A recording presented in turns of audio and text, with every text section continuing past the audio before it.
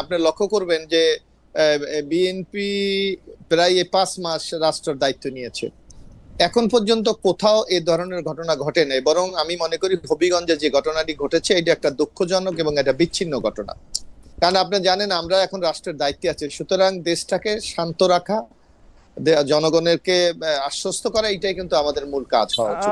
আজকে মোশাররফ ভাই, কেন আমি এই প্রশ্নটা করলাম যে আপনারা যদি অ্যাপ্রুভ না করে থাকেন, আজকে আবার একই ঘটনা ঘটেছে কিন্তু মোশাররফ ভাই, আজকেও। আমি একটু আমি খালেদ ভাই আমি একটু বলি আপনাকে যে এই ঘটনাটা গতকাল যখন ঘটেছে এটা কিন্তু আকস্মিক একটা ঘটনা ঘটেছে, যার সাথে বিএনপি বা অঙ্গ সংগঠন কেন্দ্রীয়ভাবে কোনোভাবে জড়িত না। বরং আপনারা দেখেছেন স্থানীয়ভাবে যে ঘটনা ঘটেছে, তারপর আজকে আমরা মানে ঢাকাতে আমরা যারা আছি আমরা মোটামুটি এটা বা বিএনপি সেক্টরে যোগাযোগ করে, এবং আপনি দেখবেন ইতিমধ্যে কিন্তু 144 কিন্তু প্রত্যাহার করা হয়েছে, এবং আমরা সংশ্লিষ্ট বিষয়টাকে তদন্ত সাপেক্ষে যারা দোষী তাদের বিরুদ্ধে ব্যবস্থা গ্রহণ করার জন্য বলা হয়েছে। এবং আপনি আরেকটা জিনিস লক্ষ্য করবেন, সরকার দল যদি এটার সাথে ইনভলভ থাকতো তাহলে কিন্তু আপনার মামলা হতো না। ইতিমধ্যে আপনি শুনেছেন যে যারা এই ঘটনার সাথে সম্পৃক্ত তাদের নামে সুনির্দিষ্টভাবে মামলা হয়েছে। সুতরাং যারা অন্যায় করেছে, অপরাধ করেছে, তাদের শাস্তি হোক, এটা আমরা চাই।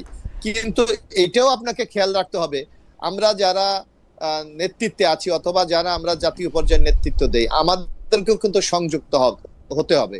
আমাদের কোনো কথায়, কোনো আচরণে যাতে জনমনে কোনো অসন্তোষ বা অস্বস্তি দেখা না দেয়, সেই ব্যাপারেও যদি আমরা একটু। মোশাররফ ভাই, আমি এই জায়গাটাতে একটু আসতে চাচ্ছিলাম যে একদিকে বলা হচ্ছে যে বিএনপি আন্দোলনের সাথে যুক্ত না, অন্যদিকে বলা হচ্ছে যে কিছু শব্দ ব্যবহার, বিশেষ করে এনসিপির একজন নেতা জনাব নাসিরউদ্দিন পাটোয়ারিকে উদ্দেশ্য করে বলা হইতেছে যে নাসিরউদ্দিন পাটোয়ারি যেসব ভাষা ব্যবহার করেছেন তার ফলে জনগণ ক্ষুব্ধ হয়েছে। আমরা দেখেছি 21 শতকে সবচেয়ে যার নাম ব্যবহার করে আসলে অত্যাচার করা হয়, একটা একটা একটা গ্রুপ ফেসিবাদী হয়ে ওঠে, ওইটার নাম হলো জনগণ বা সাধারণ জনতা। আপনারা সেন্ট্রালি যদি অর্ডার না দিবেন, সেন্ট্রালি যদি পালন না করবেন, তাহলে 144 ধারাটা দেওয়া হয়েছিল কেন? আসলে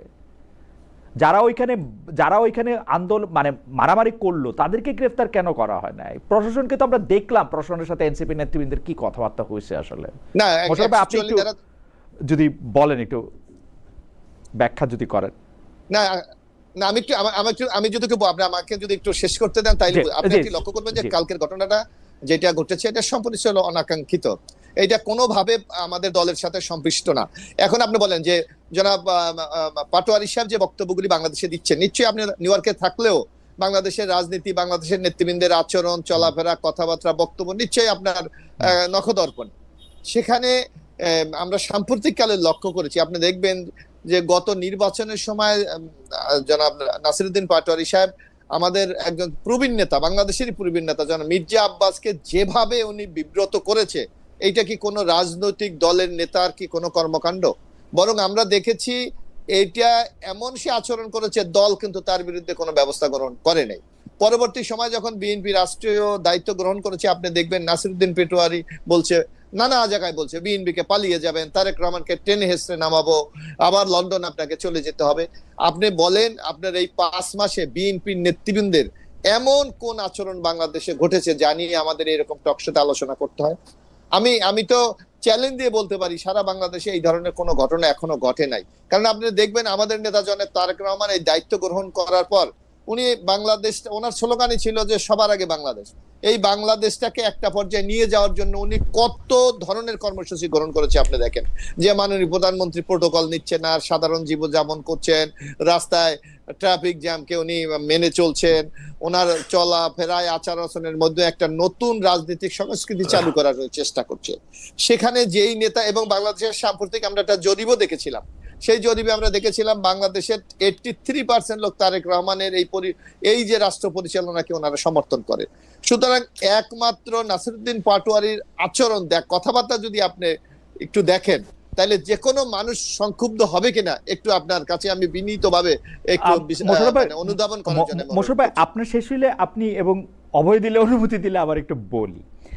আপনি বলেছেন যে জনাব পাটোয়ারির কথা ধরে যে জনাব পাটোয়ারির রাজনৈতিক আচরণ, এটাকে আমরা আজকে নতুন দেখতেছি।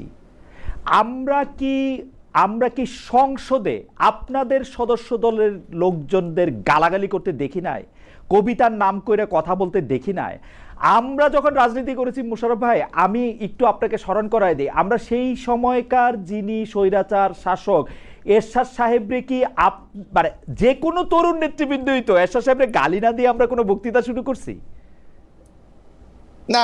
খালেদ মহিউদ্দিন, আপনার একটা লক্ষ্য, আপনি নিশ্চয়ই মনে আছে আমরা যখন ছাত্র ছিলাম, আপনি দেখবেন যে বিশ্ববিদ্যালয়ের মতো জায়গায় এখানে তরুণরা, এখানে তাদের রক্ত একটু গরম থাকে। তারপর আপনার মনে থাকার কথা আপনার নিশ্চয় যে আমরা একটা পরিবেশ পরিষদ করেছিলাম, সেখানে রাজনৈতিক স্লোগান কি হবে, আচরণ কি হবে, কিভাবে আমরা ক্যাম্পাসের সহাবস্থান আমরা নিশ্চিত করব, কিভাবে যার যার রাজনৈতিক কর্মসূচিগুলি তারা পালন করবে, এগুলি নিয়ে কিন্তু আমরা ক্যাম্পাসটাকে একটা জায়গা, তারপরও যে ব্যতিক্রম ঘটে নাই তা না, কিন্তু আমরা সবসময় চেষ্টা করেছি যে একটা নিয়ন্ত্রণের মধ্যে রেখে একটা সহাবস্থানের মধ্যে গিয়ে রাজনীতি করতে।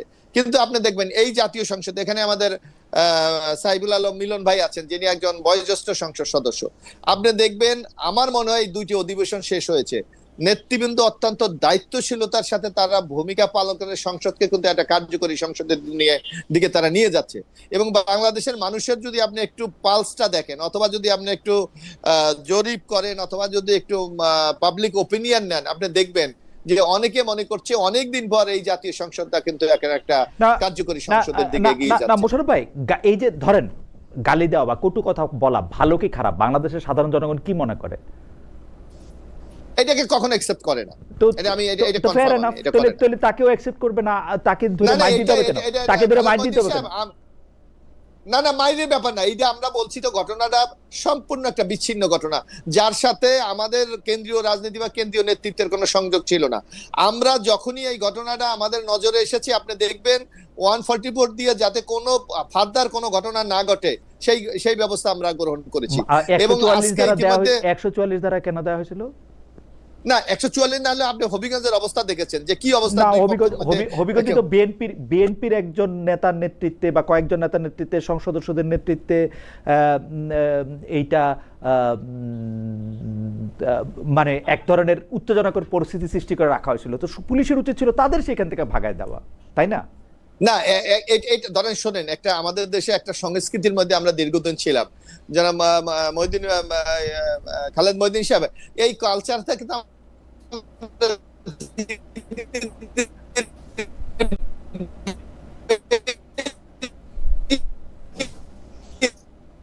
যাচ্ছি। এই 2 দিনে আরো শিক্ষা নিয়ে আমরা আরো পরিবেশ টিভি কিন্তু নানা জায়গায় প্রোগ্রাম করে চলছে। আমি সন্ধ্যায় দেখলাম সিলেটে তারা বিশাল সমাবেশ করছে। এখন তো আর সমস্যা হচ্ছে না। অর্থাৎ দুর্ঘটনাকে আমরা দুর্ঘটনা হিসাবে চিহ্নিত করি, এবং ভবিষ্যতের জন্য আমরা যদি সবাই সতর্ক হই, এই ধরনের অবাঞ্ছিত ঘটনা থেকে আমরা সবাই আমরা ফিরবো। মোশাররফ ভাই, আপনার কাছে, আপনি আমাদের একজন দর্শকের একটা প্রশ্ন আপনার কাছে আছে, আমাদের প্রশ্ন নিয়ে আমরা ফিরবো। দর্শকের প্রশ্নটা শুধু আপনি করে রাখি, আপনার কাছে যখন ফিরবো তখন আপনি এটা নিয়ে বলবেন। প্রধানমন্ত্রীর সহজ সরল জীবন, ওনার নাম শাহিনুর ইসলাম, উনি বলছেন প্রধানমন্ত্রীর সহজ সরল জীবনযাপন বিএনপি ফলো করছে কিনা। এইটা আপনার যখন মানে আপনার কাছে যখন ফিরবো তখন আপনি আমাদের বলবেন। আমরা একটু জনাব সাইফুল আলম খান মিলন এর কাছে যেতে চাই। জনাব সাইফুল আলম খান মিলন, আপনি নিশ্চয়ই গত কয়েকদিনের রাজনৈতিক এবং অন্যান্য যে বিষয়গুলো পত্রপত্রিকা বা সংবাদ মাধ্যমে আসছে তা খেয়াল করছেন, এবং যার বেশিরভাগই আসলে আমরা পছন্দ করতেছি না বা আমরা উচিত মনে করতেছি না। তো সেইগুলি নিয়ে একটু আমাদের যেহেতু কথা বলতেই হচ্ছে, সেই জন্য আপনার কাছে আমি একটু জেনে রাখি, জনাব নাসিরউদ্দিন পাটোয়ারির কথা আসলো, যিনি এনসিপির একজন গুরুত্বপূর্ণ নেতা, ন্যাশনাল সিটিজেন্স পার্টির একজন গুরুত্বপূর্ণ নেতা, এবং যারা আপনাদের জোটে আছেন। আমার প্রশ্ন হচ্ছে, তার এই বক্তব্য যে জনাব ওয়াকারুজ্জামান, আপনি বিএনপির তারেক রহমানকে, যিনি একজন দুর্নীতিবাজ, কোট আনকোট, আমি প্যারাফ্রেজ করে বলতেছি, তাকে ভোটে জিতিয়ে ক্ষমতায় এনেছেন, সুতরাং আপনার এরকম দাড়ি রাখারও দাম নাই, আপনার এরকম বুড়া বয়সে এগুলি হওয়ারও দাম নাই, আপনারা এই বক্তব্যের সাথে একমত কিনা যে তারেক রহমানকে ওয়াকারুজ্জামান ক্ষমতায় এনেছেন? খালেদ মহিউদ্দিনকে আমার পক্ষ থেকে সালাম ও শুভেচ্ছা, এবং আপনার মাধ্যমে ঠিকানা টিভির সকল দর্শক শ্রোতাদের সালাম ও শুভেচ্ছা জানাচ্ছি। আসলে এই যে বক্তব্য যেটা নাসিরউদ্দিন পাটোয়ারি দিয়েছেন, এটা তার নিজের বক্তব্য, এর দায়িত্ব তাকেই গ্রহণ করতে হবে। ইলেকশনের ব্যাপারে আসলে কিছু কথা আছে, সে কথাটা আমরা আগেও বলেছিলাম, কিন্তু আমরা ইলেকশনের পরই আমরা ইলেকশনকে গ্রহণ করেছি। কাজেই এখন নতুন কোনো আলোচনা ইলেকশন সম্পর্কে আমরা যেতে চাই না। আর আমি মনে করি যে নাসিরউদ্দিন পাটোয়ারির যে কথা, সেই কথা ব্যক্তি হিসেবে নাসিরউদ্দিন পাটোয়ারি, আর দল হিসেবে এনসিপি কি ব্যাখ্যা করতে হবে, এখানে আমার ব্যাখ্যা করার কিছু নেই। আপনারা জোট সঙ্গী হিসাবে এনসিপির কাছে জানতে চাইতে পারেন কিনা, যদি মানে ব্যাপারটা কেন আমার কাছে গুরুত্বপূর্ণ, সত্যি সত্যি ওয়াকার সাহেব যদি তারেক সাহেবকে ক্ষমতায় আনে থাকেন এবং সেই ক্ষেত্রে তারপরে আপনি জানেন সেই সময় আমি ঢাকা ছিলাম, তারপরই জামায়াতের আমিরের সঙ্গে আমার কথা হয়েছে। মাননীয় আমির জনাব শফিকুর রহমান কিন্তু আমাকে স্পষ্ট এক সাক্ষাৎকার দিয়েছেন, যে সাক্ষাৎকারটার মধ্যে আছে, যেখানের মধ্যে তিনি ইলেকশনের দুই পক্ষকে শুভেচ্ছা জানিয়েছেন, ফলাফল কনসিড করেছেন। তাইলে তো ওইটাতে আপনারাও পার্ট। ইফ এইটার মধ্যে যদি ওয়াকার সাহেব কোনো কনস্পিরেসি করে থাকে, ওয়াকার সাহেবের যদি এই ক্ষমতা হয় যে তারেক সাহেবকে বসাবে, তাহলে এটা তো আপনারাও পার্ট। আপনারা এই বক্তব্যটার প্রতিবাদ করছেন না কেন? আমি আপত্তি জানাচ্ছি কারণ হচ্ছে উনি একটা দলের শীর্ষ নেতা, উনার একটা বক্তব্য যদি নিজেদের বক্তব্য হয়, মানে আপনার ভালো না লাগে আপনি বললেন ওর বক্তব্য, যদি ভালো লাগে পাঠকরা দর্শকরা যদি নেয় তাহলে বলবেন এনসিপির বক্তব্য আপনাদেরও বক্তব্য, তো সহজ, তাই না? আপনি তো তাকে ব্যক্তি হিসেবে আলাদা করতে পারেন না। He is a senior leader, আপনার দলের একজন গুরুত্বপূর্ণ, জোটের গুরুত্বপূর্ণ দলের একটা লোকে। ইলেকশন সম্পর্কে কিন্তু আমাদের জোয়ানা অ্যাডভোকেট, তার বক্তব্যটা বোধহয় আপনার মনে আছে। আপনি সৈয়দা রেজানা হাসানের কথা বলছেন, উপদেষ্টা?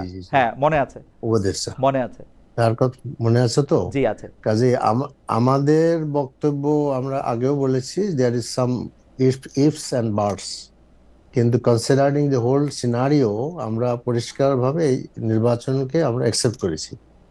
এখন এটা আমরা এনসিবির কাছে মানে নলেজের জন্য জানতে চাইতে পারি যে উনি কেন বলছেন। সব কথাকে আসলে ঠিক আক্ষরিক অর্থে ধরার সুযোগ আমরা যদি বলি, আপনি সৈয়দা রিজওয়ানা হাসানের কথা বলেছেন, সৈয়দা রিজওয়ানা হাসানের কথা আমি শুনেছি, সৈয়দা রিজওয়ানা হাসান যেভাবে যে কথাটা বলেছেন আপনারা তার উল্টো মানে করেছেন, এবং সৈয়দা রিজওয়ানা হাসান কিন্তু সেটার জবাব দিয়েছেন যে তিনি এইটি বলেন নাই যে জামাতে ইসলামীকে ক্ষমতার বাইরে রাখতে তিনি কাজ করেছেন। তিনি বলেছেন যেসব কথা, এবং সেটি আপনারা মানে আর ব্যাখ্যা দেওয়ার প্রয়োজন আছে কিনা আমি জানি না, ইফস এন্ড বাটসের কথা আপনি তুললেন, তার মানে আপনি নাসিরউদ্দিন পাটোয়ারির কথা সমর্থন করেন আসলে? না, এই ধরনের কথা বলা আমি সমর্থন করব না কখনোই। আমি মনে করি যে আমাদের মানে আমাদের রাজনৈতিক নেতৃবৃন্দ যারা, তাদের কথার মধ্যে সৌন্দর্য থাকা উচিত, বিশেষ করে যারা কেন্দ্রীয় নেতৃবৃন্দ, তাদের কথার সৌন্দর্য থাকা উচিত। এবং আজকে তো নাসিরউদ্দিন পাটোয়ারি বলেছে সে আর কথা বলবে না, এবং তার মানে সে আর কথা বলবে না, মানে আমি তার কথাও আসলে আমি বুঝি নাই। সে আর কথা বলবে না মানে কি? সে মানে কথা বলবে নাটা কথা দিয়ে কেমনে বলবে মানুষ? সেটা এর অর্থ অনেক, মানে তাহলে এতদিন ধরে বলছে কেন? এই চোখ কুপড়ে ফেলার জন্য বসেছিল সে? উনি এই চোখ কুপড়ে ফেলার জন্য, এই ঘটনার জন্য তিনি ওয়েট করতেছিলেন? তিনি আজকে কথা বলবেন না কেন? তার তো কথা বলা বাড়ায় দেওয়া উচিত। আমরা তার পক্ষে আছি, তিনি কথা বলুক। আমি মনে করি সর্বোচ্চ বাক স্বাধীনতা তার আছে। স্বাধীনতা বিনজি, তবে আমি মনে করি যে কথা বলার এগেইনস্টে চোখ তুলে ফেলার কোনো মানে ব্যাখ্যা নাই আর কি।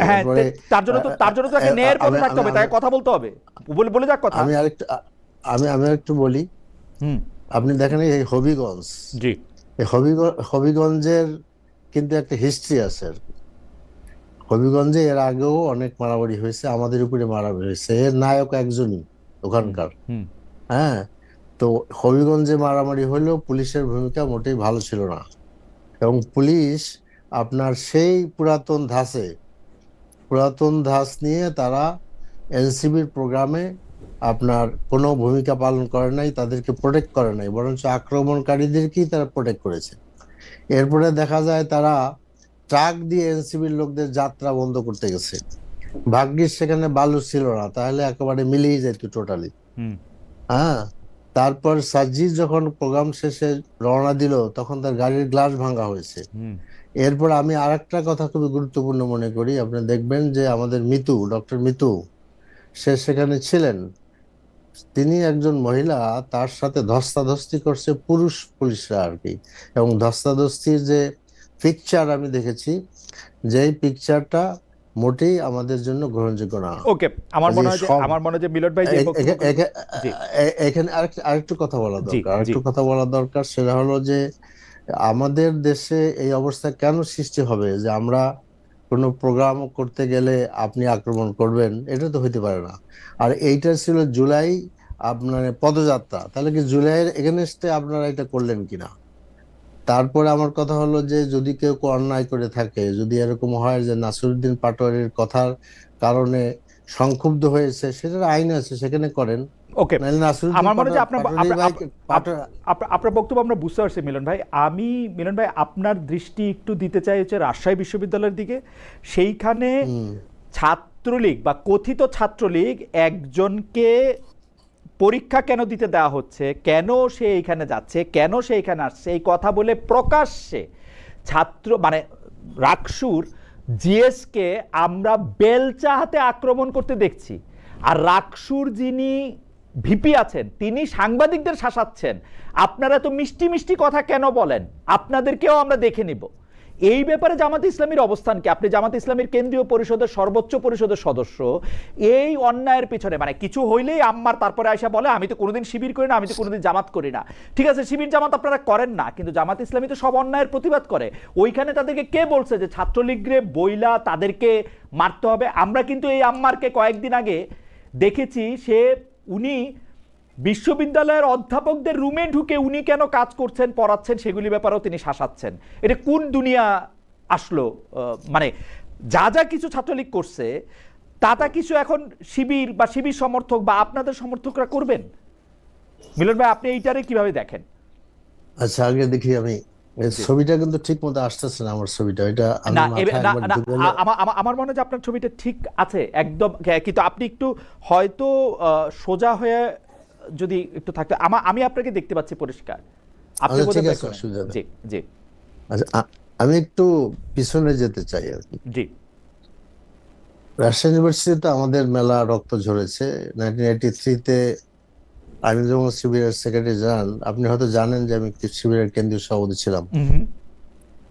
তো ওখানে আমি সেই কাহিনী দেখছি যে রাজশাহীতে যখন আমি রিক্সা নিয়ে আগাচ্ছিলাম, কাজলা গেটের সামনে যখন আসলাম, আমি দেওয়ালের বাইরে আমি দেখছিলাম যে ভিতরে দৌড়াদৌড়ি করতেছে এবং আহত লোকেরা রিক্সায় করে আসতেছে।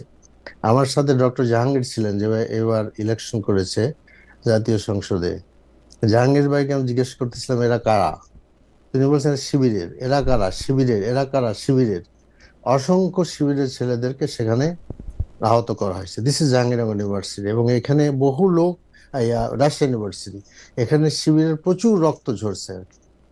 আমি আপনার পয়েন্টে আসতেছি। এরপর এই রাজশাহী ইউনিভার্সিটিতে আমরা প্রকাশ্য দিবালোকে শিবিরের এক ছেলেকে ধরে টিচারদের সামনে আপনার চাইনিজ কুড়াল দিয়া তার গোড়ালি কেটে দেওয়া হয়েছে। আমি তখন কোনো মানব অধিকার কর্মী, সাংবাদিক বা এই দেশে যারা নানান কথা বলেন তাদেরকে প্রতিবাদ করতে দেখি নাই। টিচাররা এখানে আপনার এগুলা রোধ করতে আসে নাই যাতে এটা করিও না। তো এইটা একটা দিক। কাজে এই যে গত 15-17 বছরে রাজশাহী ইউনিভার্সিটির অত্যাচার নিপীড়ন, এই অত্যাচার নিপীড়নের প্রেক্ষাপটকে টিচারদের সামনে রাখা উচিত ছিল। এখন আসেন, আমি আপনার কথায় আসি। তো আমি মনে করি না যে এটা আম্বার বা এদের এই জিনিসটা করার কোনো এখতিয়ার আছে। এটা আই ডোন্ট অ্যাকসেপ্ট ইট। মানে অ্যাজ ওয়েল অ্যাজ রাকসুর ভিপির আমি বক্তব্যটা শুনেছি, তিনি হয়তো উত্তেজিত ছিলেন কিনা আমি জানি না। সাংবাদিকের ব্যাপারে সে যেভাবে সাংবাদিক চড়া হয়েছেন, that is not also acceptable. Milan ভাই, আপনাকে ধন্যবাদ। আমার মনে হয় যে মিলন ভাই একদম পরিষ্কার করে বলেছেন যে পূর্ববর্তী ইতিহাসটাও তিনি উল্লেখ করেছেন, কিন্তু তিনি বলেছেন যে এটা আম্বারের এখতিয়ার নাই। আমি রাকসুর ভিপিজিএসকে যদি আপনারা শুনে থাকেন, আপনাদেরকে বলতেছি, আপনাদের কোনো এখতিয়ার নাই, আপনারা রাষ্ট্রের পুলিশ না, যাই ঘটে থাকুক না কেন। এবং সাংবাদিকদের হুমকি দিবেন এবং বলবেন বড় মায়া দেখা যাচ্ছে, দুনিয়া এত সোজা না। Thank you. আমাদের একজন দর্শক বলতেছেন যে আপনি জামাত শিবির দেখতেছেন, যুবদল ছাত্রদল দেখতেছেন না। আমি অবশ্যই যুবদল ছাত্রদলকে দেখতেছি এবং মোশাররফ ভাইকেও এই ব্যাপারে আমি মোশাররফ ভাইকে প্রশ্নের পর প্রশ্নই করে যেতে চাই। শুরুও করেছিলাম মিলন ভাইয়ের অনুমতি নিয়ে মোশাররফ ভাইকেই, যে মোশাররফ ভাই, আমাদের দর্শক একজন একটা প্রশ্ন করেছেন, আমি তার প্রশ্নের প্রেক্ষিতে আপনার কাছ থেকে একটু এটা জানতে চাইবো যে মিলন ভাই স্পেসিফিক একজনের কথা বলেছেন, অর্থাৎ সেখানকার একজন সংসদ সদস্য, মিলন ভাই নামটা বলেন নাই। মিলন ভাই, আমি যদি নামটা ভুল বলি আপনি আমাকে কারেক্ট করে দিয়েন। ওনার নাম জি.কে. ঘোষ। উনি, আপনারা যেমন সংসদ সদস্য, উনারাও মানে উনিও একজন সংসদ সদস্য। এইটা কি উনি ওনার মাসল দেখালেন? উনি কি মাসেল দেখায়, মানে উনার মাসেল দেখায় উনি কোন পর্যন্ত যাইতে চান? উনি কি শামীম ওসমান হইতে চান? উনি কি জয়নাল আজারি হইতে চান? উনি কি মানে উনি কোন লেভেলে যাইতে চান? মানে ওনার লেভেলটা কোনটা? আসলে জনাব খালেদ মহিউদ্দিন, আসলে ওনার ওখানে উপস্থিতি কতটুকু ছিল এই ব্যাপারে আমার আসলে স্পষ্ট ধারণা নাই। তবে আমি মনে করি বিশেষ করে আমাদের কিন্তু একটা বিরাট দায়িত্ব এখন বিএনপি। সেই দায়িত্বটা হলো আমরা এখন জনগণ আমাদেরকে রাষ্ট্র পরিচালনা করার দায়িত্ব দিয়েছে। সুতরাং জনগণের নিরাপত্তা, জনগণেরকে শান্তিপূর্ণ রাখা, এটা কিন্তু আমাদের দায়িত্ব। আমি মনে করি যারা যেখানে মিলন ভাই এখানে সংসদ সদস্য, উনি ঢাকা থেকে নির্বাচিত হয়েছে, ওনার এলাকাকে শান্ত রাখা কিন্তু ওনার দায়িত্ব। আমি এক জায়গা থেকে নির্বাচিত হয়েছি, সেখানের দায়িত্ব আমার দায়িত্ব। যদি আমি দায়িত্ব পালনে ব্যর্থ হই তাহলে কিন্তু ওনার নিজের জীবনে যেমন ব্যর্থতা আসবে, পাশাপাশি দলকেও কিন্তু একটি বদনাম বহন করতে হবে। আমি আজকে যতটুকু আমি জানি আমাদের কেন্দ্রীয় নেতৃত্বের এই ব্যাপারে, আমাদের কেন্দ্রীয় নেতৃত্ব কিন্তু অত্যন্ত কঠোর। আপনি দেখছেন যে বিকাল থেকে পরিস্থিতি সম্পূর্ণ অন্যরকম। সুতরাং আমরা এই ধরনের পরিস্থিতি চাই না, যে কথাটি আমি আমার আগের পর্বেই বলেছিলাম যে এই ঘটনার সম্পূর্ণ একটা বিচ্ছিন্ন জায়গায় ঘটনা, যার সাথে বিএনপির কেন্দ্রীয় রাজনীতি বা বিএনপির কোন এই যে বর্তমান কর্মসূচি তার সাথে কোনো মিল নাই। সুতরাং এই ব্যাপারটা আমাদের নজরে এসেছে, আমরা দেখছি। তবে আমাদের দর্শক জাহিদ হোসেন, আমি কি নামটা পড়তে পারলাম, জাহিদ হাসান উনি প্রশ্ন করছেন যে যারা আক্রমণ করলো, চোখ উপড়ে ফেললো, তাদের গ্রেফতার করা হচ্ছে না কেন? চোখ তুলে নেওয়া কি বাংলাদেশি আইনে জায়েজ? না, এটা কোনোভাবে আমরা সমর্থন করি না। জনাব খালেদ মহিউদ্দিন, আপনি জানেন যে দীর্ঘ 15টি বছর আমরা কি অত্যাচার নির্যাতনের মধ্যে ছিলাম। বিশেষ করে আপনি জানেন যে আপনার টক শোতে আমরা অংশগ্রহণ করতাম, সেখানেও কত সতর্কতার সাথে আমাদেরকে যেতে হতো, কথা বলতে হতো। সুতরাং এই ধরনের কর্মসূচি আমরা কখনো সাপোর্ট করি না। আপনি দেখেন ঢাকা বিশ্ববিদ্যালয়ে, আপনি ভালো করে জানেন, এখানে ছাত্র আপনি ছিলেন, যে আজকে প্রায় 2 বছর হলো মানে ফ্যাসিস্ট হাসিনা সরকারের পতন ঘটেছে। আপনি দেখবেন এখনো ঢাকা বিশ্ববিদ্যালয়ে কিন্তু জাতীয়তাবাদী ছাত্র দল হলগুলিতে থাকতে পারছে না। তারপরও কিন্তু জাতীয়তাবাদী ছাত্র দল অত্যন্ত সংযমের সাথে পরিস্থিতির অনুধাবন করে কিন্তু তারা তাদের রাজনৈতিক কর্মকাণ্ড পরিচালনা করে যাচ্ছে। এখানেও কিন্তু আমরা কোন ধরনের বল প্রয়োগ বলেন অথবা আমাদের অধিকার প্রতিষ্ঠার জন্য সেইটাও কিন্তু আমরা যাচ্ছি না, কারণ আমরা চাই। জি মোশাররফ ভাই, ঢাকা ইউনিভার্সিটির ছাত্র দলের ছেলেরা হলে উঠতে পারতেছে না, মানে এটা কি মানে বিশ্বাসযোগ্য কথা? আপনি জানেন, আপনি ঢাকা বিশ্ববিদ্যালয়ে খোঁজ নিয়ে দেখেন যে জাতীয়তাবাদী ছাত্র দলের ছেলেরা হলে আছে। কাদের জন্য? এটা এখানে হলে দুটো। এখানে যদি আমি মানে এটা কি বিএনপির অন্তর্গত কোন দল? মানে একটা মোশাররফ ভাইয়ের দল একটা? না, এটা আপনাকে বলি। সেই ঘটনাটা হলো, আপনি জানেন যে আওয়ামী লীগের 15 বছর এখানে ফ্যাসিস্ট শেখ হাসিনার ছাত্রলীগের অবস্থান ছিল। আমরা রাতারাতি দেখলাম যে ছাত্রলীগ চলে যাওয়ার পর এরা তো ঢাকা বিশ্ববিদ্যালয় ছেড়ে দেয়নি। আপনি ঢাকা বিশ্ববিদ্যালয়ে ছিলেন, ছেলেরা থাকবে, পরীক্ষা দেবে, হলে থাকবে, এটাই স্বাভাবিক। কিন্তু রাতারাতি কিন্তু তারা তাদের মানে মোড়কটা চেঞ্জ করে অন্য একটি দলের নেতাকর্মী সমর্থক হয়ে গেছে। সুতরাং এখানেও কিন্তু একটি প্রবলেম আছে। তারপরও কিন্তু আমরা সেইটাকে অ্যাড্রেস করেও কিন্তু হলে ওঠার আমাদের ছেলেরা চেষ্টা করে না। তারা যেভাবে এখন আছে, তারা ভাবছে মেরিটের মাধ্যমে যদি তারা হলে উঠতে পারে তাহলে তাদের হবে। এবং আপনার একটা কথা মনে আছে, আপনি যদি একটু খেয়াল করে আপনি বলবেন, 5ই আগস্টের পর ঢাকা বিশ্ববিদ্যালয়ের একটা স্লোগান তোলা হয়েছিল যে ক্যাম্পাসে রাজনীতি চলবে না। আপনার নিশ্চয়ই মনে আছে, ক্যাম্পাসে মধুর ক্যান্টিনে পর্যন্ত রাজনীতি চলবে না। এই ধরনের একটা ন্যারেটিভ দাঁড় করে জাতীয়তাবাদী ছাত্র দল যাতে ক্যাম্পাসে পলিটিক্স না করতে পারে, আর যাদের অবস্থান আছে তারা তো ওখানে আছেই। আপনি দেখবেন কাদেরকে গুপ্ত বলা হয়, কারা একসময় ছাত্রলীগের নেতা ছিল, তারা রাতারাতি আজকে কিভাবে অন্য একটি সংগঠনের নেতা হয়ে গেছে। কিন্তু জাতীয়তাবাদী ছাত্র দল, সেটা তো অন্য সমস্যা আছে। যাই হোক, আমাদের আগে দর্শক আরেকটা প্রশ্ন করেছিলেন, এই প্রশ্নটা জবাব যদি আপনি একটু দিতেন, যে তারেক রহমান সাহেবের 87-তে জীবনযাপন কি আসলে বিএনপির নেতাদের উপর কোনো প্রভাব ফেলছে কিনা? মানে অবশ্যই জনাব মহিউদ্দিন ভাই, অবশ্যই প্রভাব ফেলছে। আপনি দেখেন, আপনি তো বিএনপির এর আগে দুটি ক্ষমতায় যাওয়া আপনি নিশ্চয়ই দেখেছেন ছাত্র অবস্থা। একটা 91 থেকে 96 যখন আমরা ক্যাম্পাসের ছাত্র ছিলাম, আবার 2001 থেকে 2006 আপনি যখন তুখোর সাংবাদিক আপনি দেখেছেন, সেই নেতা কর্মীদের অ্যাটিটিউড, অবস্থান এবং আজকের অবস্থানের মধ্যে আপনি কি কোনো পার্থক্য খুঁজে পান?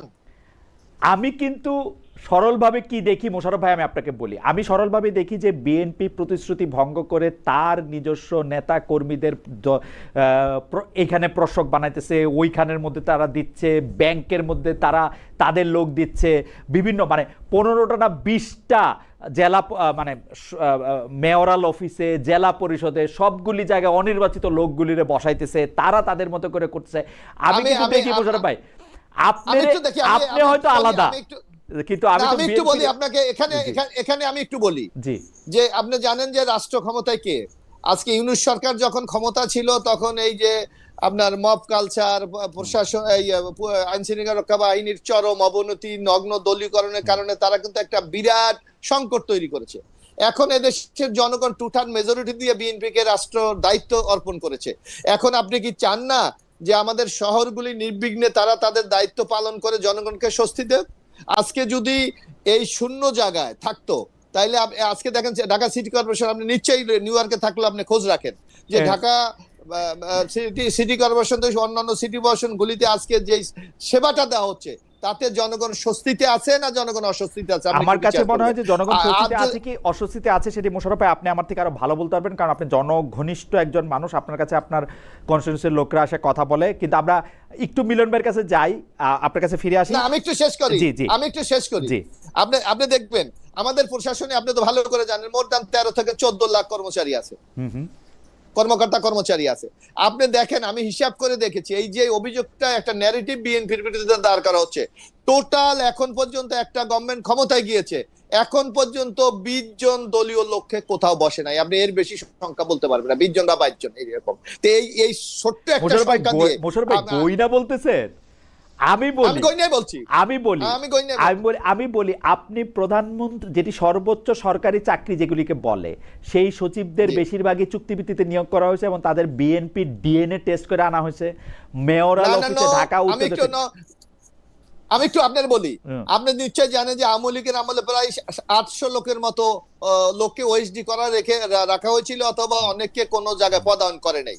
আপনি দেখেন এই বৈষম্য দূর করার জন্য ইউনূস সরকার এসে একটা এই বৈষম্য যারা শিকার হয়েছে তাদের জন্য একটা কমিটি করেছে।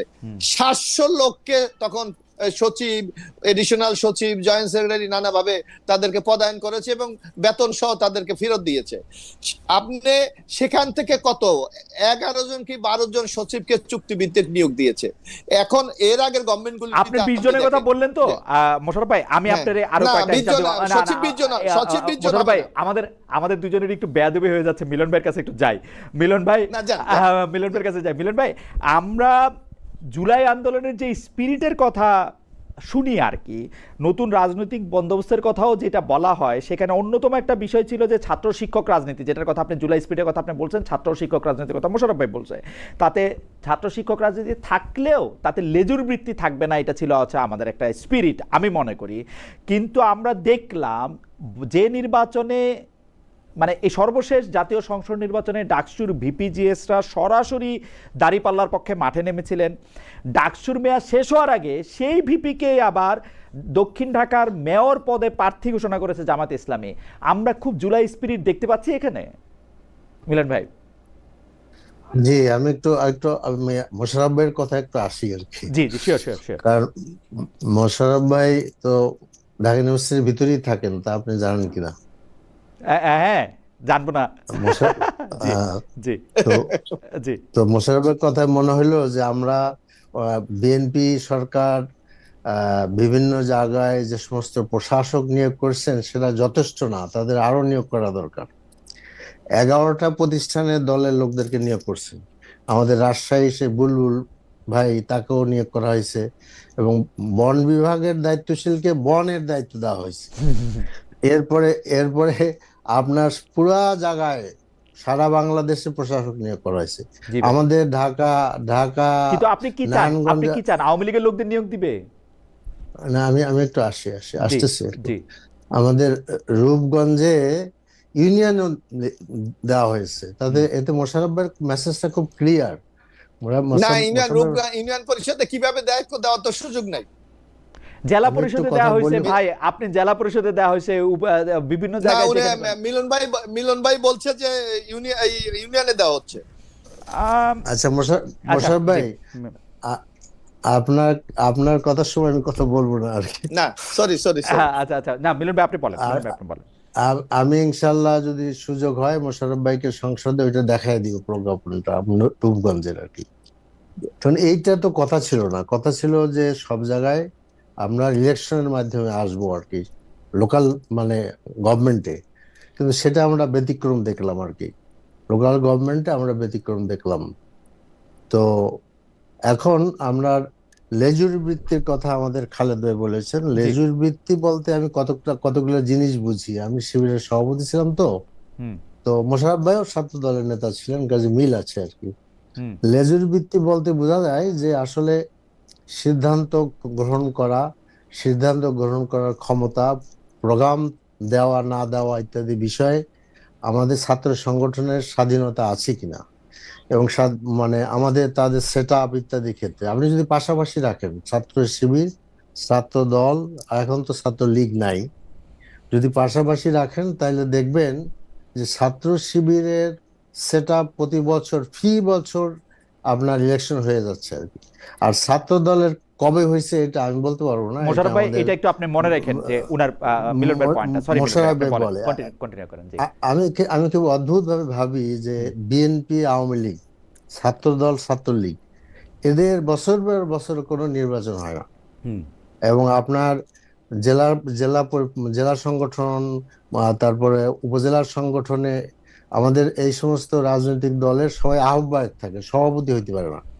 তো এর থেকে বোঝা যাচ্ছে যে পরিষ্কার ভাবে তারা কখনোই আসলে নির্বাচন প্রক্রিয়া আসে না, 2-4-10 বছর পরে একটা করে আর কি, একটা আপনার সম্মেলন করে অথবা করে। সেখানে দেখা যায় যে ওইটা আহ, বড় দলে মাদার অর্গানাইজেশনের কাছে ছাত্র দলের কে সভাপতি ওইটার দায়িত্ব থাকে, এই অতীতকালে এটাই হয়ে আসছে আর কি। এবং 3-4 দিন পরে পরে দেখা যায় যে একটা ডিক্লেয়ার করা হয়। হুম কিন্তু আমাদের এখানে বিষয়টা খুব ক্লিয়ার আর কি। আমি শিবিরের তো মানে ইলেকশন কমিশনারও ছিলাম এক সময়। হুম এখানে টোটাল ইলেকশন কমিশনার না আলাদা কিন্তু থাকে। না কিন্তু মিলন ভাই আমি বিএনপির আমি সাথে আপনার আমি আপনার কথায় আসতেছি। জি। তো সেক্ষেত্রে আমরা সেভাবে করি। এখন আপনি যেটা বলেছেন সেটা হলো যে নির্বাচনী প্রচার, হুম হুম এটা আপনি এতভাবে দেখবেন কি না যে, এবং খুব ফুল ফ্লেজেডলি শিবির যে নির্বাচনের টোটাল কাজে অংশগ্রহণ করছে তা না, করছে ভাই, খুব একটা না। করছে আমি ভাই। আমি বলতেছি শিবিরের এগুলো তো আমাদের ইন্টারনাল জিনিস আছে আর কি, আমি হুম জানি, আই নো। হুম আমার আমার আসনে আমি এই বললে তো শিবির ক্ষেপে আমার উপরে এখন। হুম তো তো এখন সাদেক কায়েম অলরেডি সে বিবাহ করেছে এবং তার ছাত্র জীবন শেষ, হুম সে অলরেডি শিবির থেকে বিদায় নিয়েছে। সো সে সেখানে অংশগ্রহণ করবে। এবং আমরা আরেকটু বলি, ডাকসু ভিপি থাকতে কিন্তু আমানুল্লাহ আমান সাহেব কিন্তু মন্ত্রীও ছিলেন। হুম কাজে ইট ইজ নট দ্যাট যে এখানে আপনার মানে এটাকে লেজুর বৃত্তির কোনো মানে না, প্রশ্ন এখানে আমি আসার আমি কোনো লেজুর দরকার নেই। ভিত্তি আমি লেজুর ভিত্তিটা কি বলি, আপনি যেটা বলছেন সেটাই কিন্তু আমি বুঝি যে হ্যাঁ ইন্ডিপেন্ডেন্টলি এটা ইলেকশন হবে, কিন্তু এটা বিএনপির সাথে তুলনা করে এটা হবে না। বিএনপি ছাত্রদল যেরকম একটা টাইটানিক জাহাজের মতো বড়, ওদের তো মুভ করতে মানে মানে আমি লেজুর ভিত্তি বলতে বুঝি আপনি যেটা বলছেন যে স্বাধীনভাবে সিদ্ধান্ত নিতে পারে কিনা। আমি দেখি স্বাধীনভাবে সিদ্ধান্ত নিতে পারে না শিবির। আপনারা জামাতে ইসলামী যেইভাবেই দেখায় দেন শিবির সেভাবেই করে। আপনি নিজে এইটার একটা বড় উদাহরণ মিলন ভাই, আপনি শিবির সভাপতি ছিলেন, আপনি জামাতে ইসলামীতে গেছেন। এই দেখেন মোশাররফ ভাই ছাত্রদলে ছিল, উনি বিএনপিতে আসছে। সাদিক কায়েম শিবিরে ছিল, জামাতে যাইতেছে। শুধু মানে আমি যে ট্রানজিশনটা দেখি, আমি এইটাকে বলবো যে আমি কখনোই দেখি না যে শিবিরের একজন নেতা জামায়াতের একটা সিদ্ধান্তকে কন্ডেম করতেছে, জামায়াতের একজন নেতাকে বলতেছে যে আপনি এটা করতে পারবেন না তরুণ রাজনৈতিক দল হিসাবে। আমরা কিন্তু ইয়াং ডেমোক্রেটদের ম্যাচিউর ডেমোক্রেসিতে এটা দেখি মিলন ভাই, আপনি এটা জানেন যে ইয়াংরা এটা এরকম বলে। হাউএভার এটা যদি আপনি একটু বলতেন, আমি একজন দর্শকের একটা মন্তব্য আমি একটু শোনাই। আপনি এইটা একটু বললেন যে লেজুর ভিত্তির এই জায়গাটা নিয়ে আপনার মন্তব্য কি। আমাদের দর্শক, ওনার নাম আব্দুল হান্নান, উনি বলতেছেন মিস্টার খালেদ মহিউদ্দিন আপনি কি চান বিএনপি এই আধুনিক যুগে এনসিপি আর জামায়াতের নোংরামি সত্য গান্ধীবাদী রাজনীতি করবে? আমি গান্ধীবাদী রাজনীতি বুঝি না, আমি জামায়াতের বা এনসিপির নোংরামে আমি বুঝি না, আমি বুঝি প্রত্যেকটা মানুষের কথা বলার অধিকার আছে। আমি মনে করি বাক স্বাধীনতার কোনো সীমা নাই, বাক স্বাধীনতার কোনো সীমা নাই। আই রিপিট, বাক স্বাধীনতার কোনো সীমা নাই। আপনি আমার যা ইচ্ছা তাই বলতে পারেন। মিলন ভাই, আপনি বলেন। জি, আমি বলছিলাম যখন আব্দুল সত্তার সাহেবের হয় আপনার এই মানে গণভোট হয় একটা, যতদূর আমি মনে করতে পারি, আহ, তখন তখন কিন্তু আপনার জামাতের সাথে ছাত্র শিবির দ্বিমত পোষণ করেছে আর কি, যেমন তারা ভিন্ন জায়গায় চলে গেছে। কাজে এটা হইতে পারে। দ্বিতীয় একটা কথা আমি বলতে বলতে চাচ্ছি যে যে জামাতে শিবিরের লোকেরা জামাতে যোগদান করে, এটার অর্থ তারা লেজুরি বৃত্তি করে, এটার সাথে আমি একমত না। আমরা আমরা আমরা আমি যে বলি, আমরা যে সাহিত্যের ছাত্র আর কি, পৃথিবীব্যাপী যে সাহিত্য ছড়িয়ে আছে, তো সেই সাহিত্যের কর্মীরা তো ইসলামী একটা মুভমেন্টের সাথেই যাবে আর কি, এটাই খুব স্বাভাবিক। আবার আপনি দেখেন আমাদের আব্দুল কাদের বাচ্চু ভাই, তিনিও খানিক সময় শিবিরের সভাপতি ছিলেন, তিনি কিন্তু জামাতে যোগদান করেন নাই। আমাদের আনোয়ার হোসেন আমাদের আমাদের মঞ্জু ভাই, তিনিও জামাতে নাই। কিন্তু আমরা কিন্তু মনে করি যে আসলে আমাদের তো আসলে যদি মুভমেন্ট করতে হয় তো একটা দলে যোগদান করতে তো হবেই, এবং সেক্ষেত্রে জামাতে যাওয়ার মানে ফার্স্ট চয়েসে থাকবে, এটাই স্বাভাবিক। ওকে, স্টিল আপনি এইটাকে মানে এই সংগঠনটা বাংলাদেশ ইসলামী ছাত্র শিবির নামক সংগঠনটা জামায়াতে ইসলামীতে যাওয়ারই একটা তরুণ প্ল্যাটফর্ম এরকম মনে করেন না, নাকি মনে করেন? না, তরুণ প্ল্যাটফর্ম হইলে আপনার আপত্তি কিসের? আমার কোনো আপত্তি নাই, আমি এইটা কি না সেটা আমি বলতে চাই। এবং সেইটা আপনি যে লেজুর ভিত্তিক রাজনৈতিক দল এবং ছাত্র সংগঠন, তার মধ্যে এইটাকে আপনি তফাৎ দেখেন কিনা, মানে আপনি কি মনে করেন যে না, ছাত্র সংগঠনের মধ্যে এরকমই হওয়া উচিত, ধীরে ধীরে তাকে আমরা জামায়াতে ইসলামী হিসাবেই গড়ে তোলার জন্য গড়ে তুলব, অন্য কোনো কিছু না? এখানে ওখানে ওখানে জামাত ইসলামী হিসাবে গড়ে তোলার কোনো প্রশিক্ষণ দেওয়া হয় না, ইসলাম হিসাবে গড়ে তোলার প্রশিক্ষণ দেওয়া হয়। দেন দিস ইজ হিজ পার্ট। যারা জামাত শিবির থেকে আসে তারা জামাতে যোগদান করে, তারা আসবে, হ্যাঁ, দিস আর পার্ট। তা আমি তো মনে করি আরো বেশি সংখ্যক আসা উচিত। মানে তুলনায় কম আসে, মানে শিবিরের কত ভাগ আসে শতকরা? আমাদের দর্শকদের উদ্দেশ্যে যদি একটু বলতেন, জামাতে ইসলামীতে মানে অ্যাক্টিভ রাজনীতি। এটা একটা জরিপ চালাইতে হবে আর কি, আচ্ছা, এখন বলা ঠিক যাবে আছে, না। মানে অফ এন্ড কোনো কিছু নাই। আচ্ছা মোশাররফ ভাই, মিলন ভাই কিন্তু ধীরে ধীরে কথা বললো, কতগুলি স্পেসিফিক জায়গায় আপনাকে কিছু প্রশ্ন করেছেন।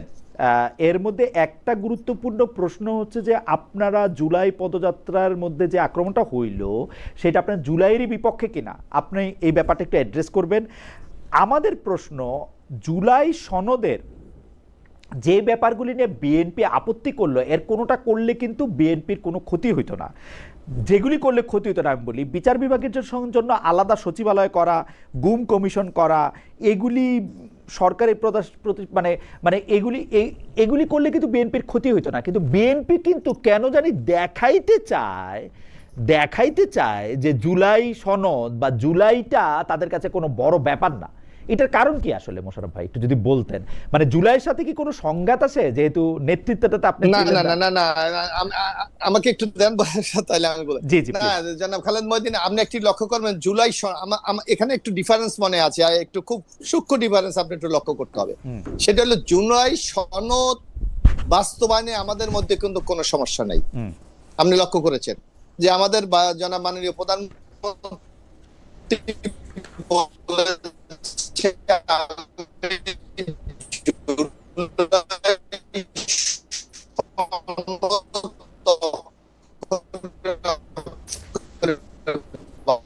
বাস্তবায়ন করতে চাই, কিন্তু সংকটটা হুকুমত কমিশনে দাঁড়িয়ে জাতিকে সাক্ষী রেখেছিল।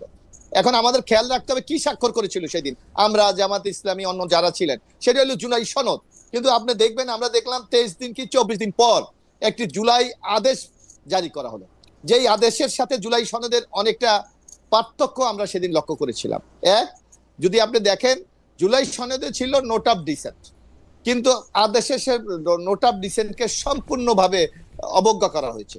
বরং আপনি দেখবেন জুলাই সেই নোট অফ ডিসেন্টে কি ছিল, রাজনৈতিক দলগুলি যারা নোট অফ ডিসেন্ট দিয়েছে আগামী নির্বাচনে তাদের ম্যানিফেস্টোতে এই নোট অফ ডিসেন্টের কথা উল্লেখ করবেন, যদি ভোটাররা তাদের পক্ষে রায় দেয় সেই অনুসারে তারা বাস্তবায়ন করবেন। Clear message. কিন্তু কিন্তু আপনি দেখবেন যখন জুলাই আদেশটা বাস্তবায়ন করা হলো এইটা নাই, তাহলে জনগণ কোন দিকে ভোটটা দেবে বা কি রায়টা দেবে?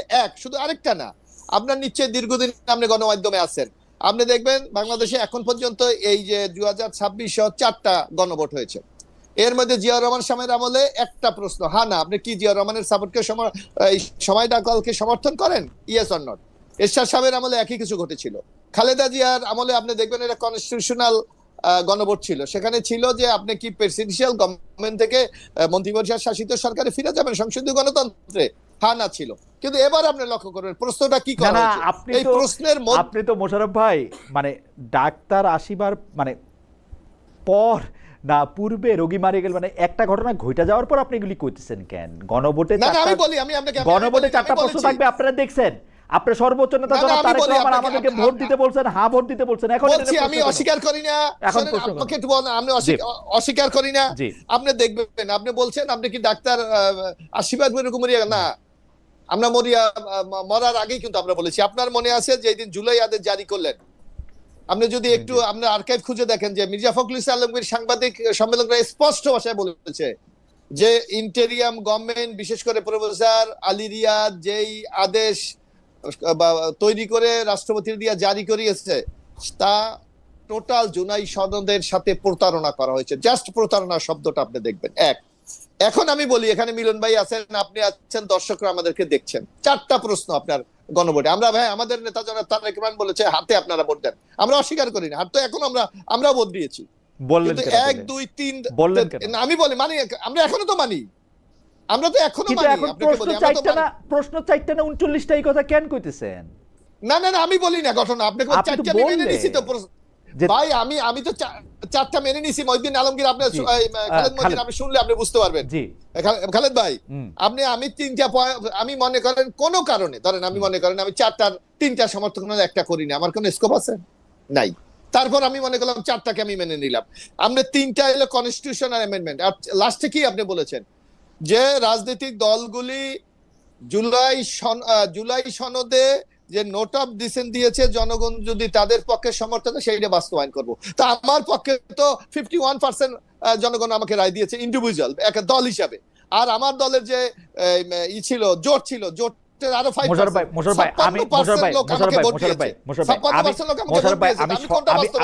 আমি সরল মানুষ, আমি এত প্যাচগোছ বুঝি না। আমি বুঝি যে গণভোটের মধ্যে আপনি 4টা কোশ্চেন দিছেন, সেইটা আপনি জানতেন, সেইটা কি কি কোশ্চেন সেটা ছাপা হয়ে যাওয়ার পরে আপনি দলের সর্বোচ্চ নেতারা আমি জনগণ আমাদের বলছেন হ্যাঁতে ভোট দিতে বলছেন কিনা? দিলাম আমি না দিলাম আমি না ভাই, আপনি আমাকে হ্যাঁতে ভোট দিতে বলছেন কিনা? পুরোটাই বলছেন কিনা হ্যাঁ ভোট? যে আমি উপরে 3টাও মানি, আমি 4 নাম্বার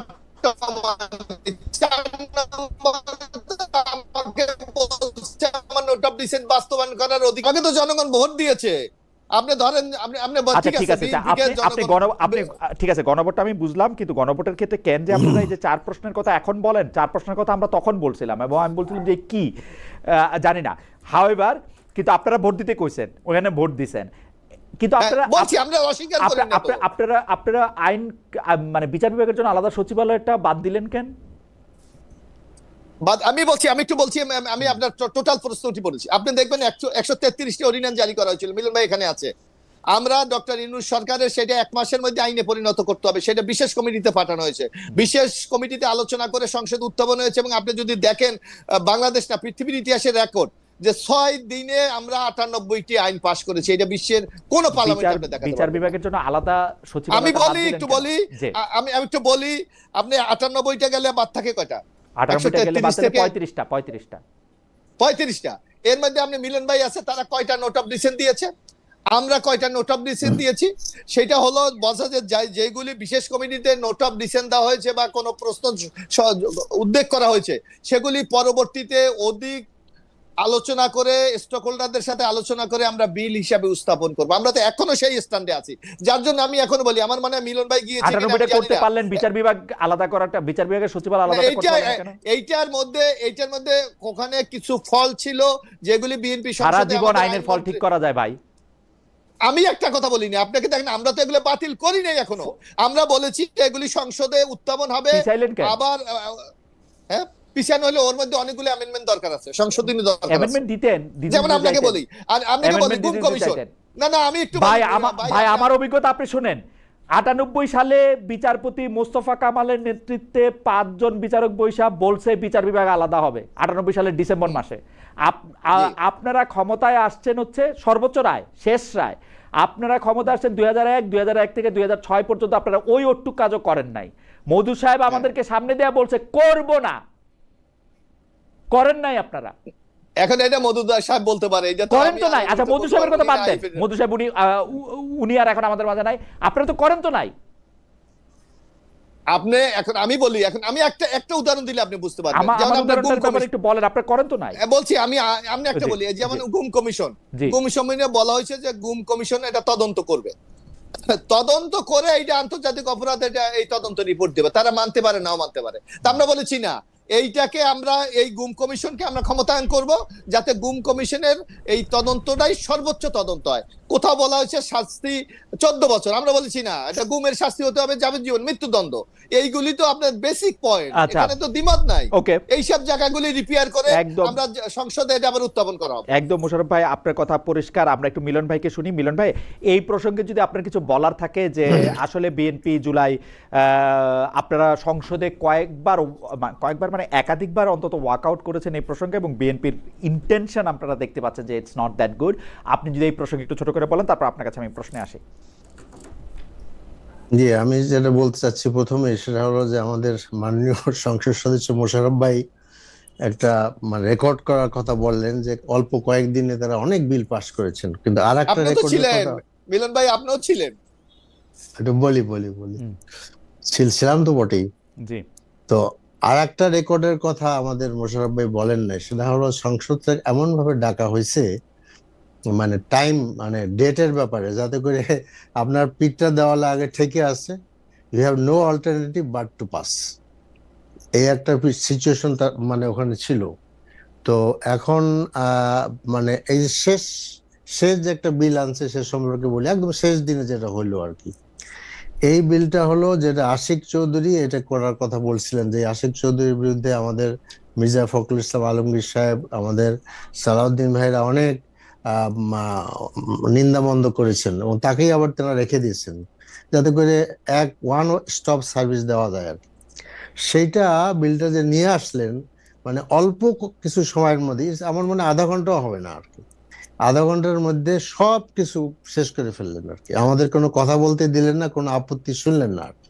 আর এখানে আরেকটা রেকর্ড আমাদের সংসদ করছেন, সেটা হলো যে আমাদের যে কোনো বিল আনতে হলে 48 ঘন্টার একটা আপনার নোটিশ আমাদের দেওয়া হবে, আর 48 ঘন্টার সময় আমরা পাবো, কিন্তু স্পিকার এটা ওয়েভ করতে পারে। কিন্তু এবার যেটা হলো সব বিলের ব্যাপারে ওয়েভ করে দিচ্ছেন, যার ফলে এখন একটা বিল আসলো অনেক আপনার 50 পৃষ্ঠার আমাদের কাছে ছাপায় দেওয়া হলো। এখন আমরা এই টেবিলে এটা পেলাম, এটার সম্পর্কে কিভাবে আলোচনা করব? আসলে তো ব্যাক অফিসে যাওয়া দরকার, এগুলো দেওয়া দরকার। কিন্তু মিলন ভাই, আমাদের স্পেশাল পয়েন্ট হচ্ছে বিএনপির সর্বোচ্চ নেতা থেকে শুরু করে সংসদে বিএনপির যারা উপস্থিত আছেন তারা হলফ করে বলতেছেন যে তারা অক্ষরে অক্ষরে জুলাই সনদ পালন করবেন, বারবার জোর দিয়ে বলতেছেন। এবং যেসব বিষয়ে তারা আপত্তি জানিয়েছেন সেসব বিষয়ে আপত্তি কিন্তু তারা আজকে জানাচ্ছেন না, তারা বহু আগে থেকে তারা আপত্তি জানিয়ে আসছেন, নোট অফ ডিসেন্ট দিচ্ছেন, এবং সেই অনুযায়ী তারা কাজ করতেছেন। আমরা কেন তাদেরকে এত সন্দেহ করতেছেন? জি, এত সন্দেহ করতেছেন যে তারা করবে না তাদেরকে? সংসদে দেখেন আমাদের গণভোটের গতে কি বলা হয়েছে, সংসদে নারী প্রতিনিধি বৃদ্ধি, বিরোধী দলহতে ডেপুটি স্পিকার ও সংসদীয় কমিটির সভাপতি নির্বাচন, মৌলিক অধিকার, বিচার বিভাগের স্বাধীনতা, স্থানীয় সরকার, প্রধানমন্ত্রীর মেয়াদ, রাষ্ট্রপতির আপনার ক্ষমতা সহ তফসিলে বর্ণিত যে 30টি বিষয়ে জুলাই জাতীয় সনদে ঐক্যমত হয়েছে, এই 30টা বিষয়ে সকলে ঐক্যমত হয়েছে, সকলে ঐক্যমত হয়েছে। এখন আপনি দেখেন, আপনি বলতেছেন যে আমাদের সালাউদ্দিন সাহেব সংসদে বললেন যে জুলাই সনদ হলো অন্তহীন প্রতারণার দলিল। এখন যদি কোনো দলিল প্রতারণা হয় আর সেই দলিলে যারা স্বাক্ষর করবে সেটা নাউন কি হয়, এটা মোশাররফ বলে দিলে ভালো হয়। আচ্ছা মিলন ভাই, আমার একটা ছোট প্রশ্ন আছে। আপনি গ পড়ে শুনেছেন, খুব ভালো হয়েছে, গ আমারও পড়তে ইচ্ছা করছিল। নারী প্রতিনিধি বৃদ্ধি জামাত ইসলামী করে নাই, একজনও দেয় নাই। বিরোধী দলের ডেপুটি স্পিকার আপনাদেরকে অফার করা হয়েছিল, আপনারা নেন নাই, আপনারা নেন নাই। আর তারপরে হচ্ছে যে অন্য যে আরো 30টি বিষয় আছে সংসদে প্রধানমন্ত্রীর মেয়াদ থেকে শুরু করে এই যে সংসদে প্রধানমন্ত্রীর মেয়াদ, এটা বিএনপির আজকের অঙ্গীকার না, আমার ধারণা বিএনপি এটি সবার আগে বলতে শুরু করেছে, মানে 2015-16 সাল থেকে। এই যে দেখেন এখন বিএনপির অঙ্গীকার, জি, এটার মধ্যে আছে প্রধানমন্ত্রী মেয়াদ সম্পর্কে আর কি। বিএনপি সে নিজের 31 দফায় বিএনপি মানতেছে না। না বিএনপি এটা মানবে না বলে নাই তো, আমি এইটাই বললাম যে এটা বিএনপি সবার আগে বলতে শুরু করছে। আমি ভুল না হইলে এটা 2015 সাল থেকে তারা বলতে শুরু করছে, এরা মানে একদম জোরে। আপনি যে প্রশ্নটা করেছেন যে আমরা এটা নারী প্রতিনিধি বাড়ান নাই, বিরোধী দলের ডেপুটি স্পিকার হিসেবে আপনাদের পদ আপনারা নেন নাই, তারপরে হচ্ছে যে আরো বিভিন্ন বিষয় আপনাদেরই আসলে আপত্তি আছে। আপনারা একবার বলছেন যে মানে জুলাই সনদ আপনারা স্বাক্ষরও করতে চান নাই, পরে আপনারা গিয়ে স্বাক্ষর করছেন। জুলাই সনদের প্রতি বিএনপির অবহেলা যতদূর, আপনাদের অবহেলা কিন্তু ততটুকুই, বা তার চেয়ে একটু বেশি হতে পারে না মিলন ভাই? এটা আমার জানা নাই যে অবহেলা কোথায় হয়েছে। আমরা কোন পর্যায়ে নারী প্রতিনিধি বৃদ্ধি করলেন না তো, নারী প্রতিনিধি বৃদ্ধি করেন নাই তো? আসবো নারীর মধ্যে আসবো, অসুবিধা নেই। আপনার সময় শেষ হয়ে যাবে না তো? না আপনি বলেন, আপনি যতক্ষণ বলবেন আপনি বলেন। জি আচ্ছা, আমি বলছিলাম যে প্রথমত আসলে মানে ব্যাককে অনেক ঘটনা থাকে যেটা বাইরে প্রকাশ পায় না। আমরা টোটাল চাচ্ছিলাম যে সবাইকে নিয়ে স্বাক্ষর করতে, এই জন্য স্বাক্ষর করতে আমাদেরকে একটু দেরি হয়েছে, এক সময় আমরা করেছি আর কি। এখন আপনি বলেন যে আমরা নেই এই জন্য যে জুলাই সনদ আপনি বাস্তবায়ন করছেন না, কিন্তু আপনি আমাদেরকে ডেপুটি স্পিকার দিয়ে আপনাদের এই জুলাই সনদের বিরুদ্ধে যে পদক্ষেপ আপনারা নিচ্ছেন সেই পদক্ষেপে শরিক করতে চাচ্ছেন, that we cannot support it. এবং আপনারা আমাদেরকে দিচ্ছেন না, সংসদীয় কমিটির আপনার সভাপতির দায়িত্ব যেটা আমরা পাই, যদি আপনি পার্সেন্টেজ হিসাবে দেন তাও তো আমি 26% পাই, কিন্তু একটা শুধু দেওয়া হলো যেটা পাবলিক অ্যাকাউন্টস বিষয়, আর কোনোগুলোই দেওয়া হয় নাই আর কি। কাজে এই অবস্থাতে আমরা এরপরে আসলে মোশাররফ ভাই হয়তো জানেন, আমি জানি না জানেন কিনা, অনেক কথাবার্তাই হয় প্রাইম মিনিস্টারের সাথে। আমরা মনে করি যে টোটাল একটা জুলাই সনদ বাস্তবায়নের দিকে আপনার ইয়েকে আসতে হবে আর কি, বিএনপিকে আসতে হবে। দেখেন এই যে নতুন করে আইন হচ্ছে, সেই আইনে গুম কমিশনের আগে ইনভেস্টিগেশন করতে তারা পারতেন, কিন্তু এখন যে খসড়া যেটা পত্রপত্রিকা বের হয়েছে সেখানে দেখা যাচ্ছে যে গুম কমিশনের ইনভেস্টিগেশনের দায়িত্ব পুলিশকেই দেওয়া হয়েছে। তাহলে এটা আগের থেকে ভালো আইন হইলো কিভাবে আর কি? আসলে এই আইনগুলো পাশ করা উচিত ছিল। পাশ করার পরে অরিজিনালি আমাদের দর্শকদের জন্য একটু যদি বুঝাইতেন, অরিজিনালি গুম কমিশনের ইনভেস্টিগেশন কে করবে? আরেকটা কথা, আগে তো গুম কমিশনের হাতে ছিল, তো উনারা তো পুলিশ না, ওনাদের তো ইনভেস্টিগেশনের কোনো ট্রেনিং নাই, ওনারা কেমনে করবেন? ধরেন আমাকে আজকে করতেই পারে জামাত ইসলামী বা বিএনপি যে কোনো সময় মনে করলো আমাকে গুম কমিশনের প্রধান করলো বা গুম কমিশনের একজন সদস্য করলো, আমার তো কোনো পুলিশি ট্রেনিং নাই টু ইনভেস্টিগেট। আচ্ছা, ওই যে আমেরিকার আসতেছে আমেরিকার প্রেসিডেন্ট ক্লিনটন সাহেবের যে মনিকা লিউস্কির সাথে যে ঘটনা, সেইটার তদন্ত কে করছিল? সে কি পুলিশের লোক না? কেনেথ স্টার যিনি প্রধান তদন্ত করছিলেন তিনি একজন নামী কংগ্রেসম্যান, এবং কেনেথ স্টারের কিন্তু এফবিআই তে পুরা অ্যাক্সেস ছিল ওই সময়। এফবিআই কে উনি যতখানি অনুরোধ করবেন কংগ্রেস, এফবিআই বা স্থানীয় পুলিশ যারে মনে করেন তারা তাদেরকে দিবেন। আমার কথা হইল গুম কমিশনের প্রস্তাবিত আইনটা আমি পড়ছি, যেটা পরে কি হবে আমি জানি না। পুলিশে যদি আপনি না দেন, ইনভেস্টিগেটিভ অথরিটিটা আপনি ইনভেস্টিগেশন আপনি কেমনে করাবেন? আপনার মনে হইব যে ও গুম হয়েছে, আপনি মনে হইব ওর গুম হয় নাই, এইটাই হবে না তখন? আমার মনে হয় যে এটা আমাদেরকে জাতি হিসেবে ভালো করে ভাবতে হবে যে বাংলাদেশের পুলিশ সিচুয়েশন যেটা, এদেরকে যেমন ধরেন আমার নামে মামলা হয়েছে যে আমি গুলশানে গাড়ি পোড়াই দিয়েছি। মির্জা ফখরুল ইসলাম আলমগীর সাহেবের মামলা হয়েছে, তিনি প্রাইম মিনিস্টার অফিসের সামনে সিটি কর্পোরেশনের গাড়িতে আগুন লাগাইছে। এখন যে পুলিশ এই কাজটা এরকম একটা মামলা করলো, ওই পুলিশকে যদি দায়িত্ব দেওয়া হয় তা পুলিশের তো এটা প্রধান কাজ। তার আমি তো শেষ করি পুলিশ তখন তার পক্ষেই গান গাইবে আর কি। কাজে এই দেশে ওই রকম বড় স্টার ওয়েতে লোক না থাকলেও খুঁজে বের করতে হবে। বহু প্রাক্তন পুলিশের লোকেরা আছেন, তারা বসে আছেন, তাদের মধ্যে অনেক নিরপেক্ষ লোক আছেন। কারণ আমরা বিচার মানে আর্জি পেশ করার দায়িত্ব, ইনভেস্টিগেশনের দায়িত্ব এক জায়গায় রাখার কোনো মানে নেই। না মিলন ভাই, আমি একটা জিনিস বলি যে আপনি যেটা বলতেছেন সেটার সাথে আমি শতভাগ একমত, কিন্তু সেটা যদি আপনি বলেন পুলিশকে দায়িত্ব দেওয়া হলে পুলিশ যার নিয়োগ বাহিনীর জন্যই কথা বলবে, সেইটা আমরা সব জায়গায় দেখি।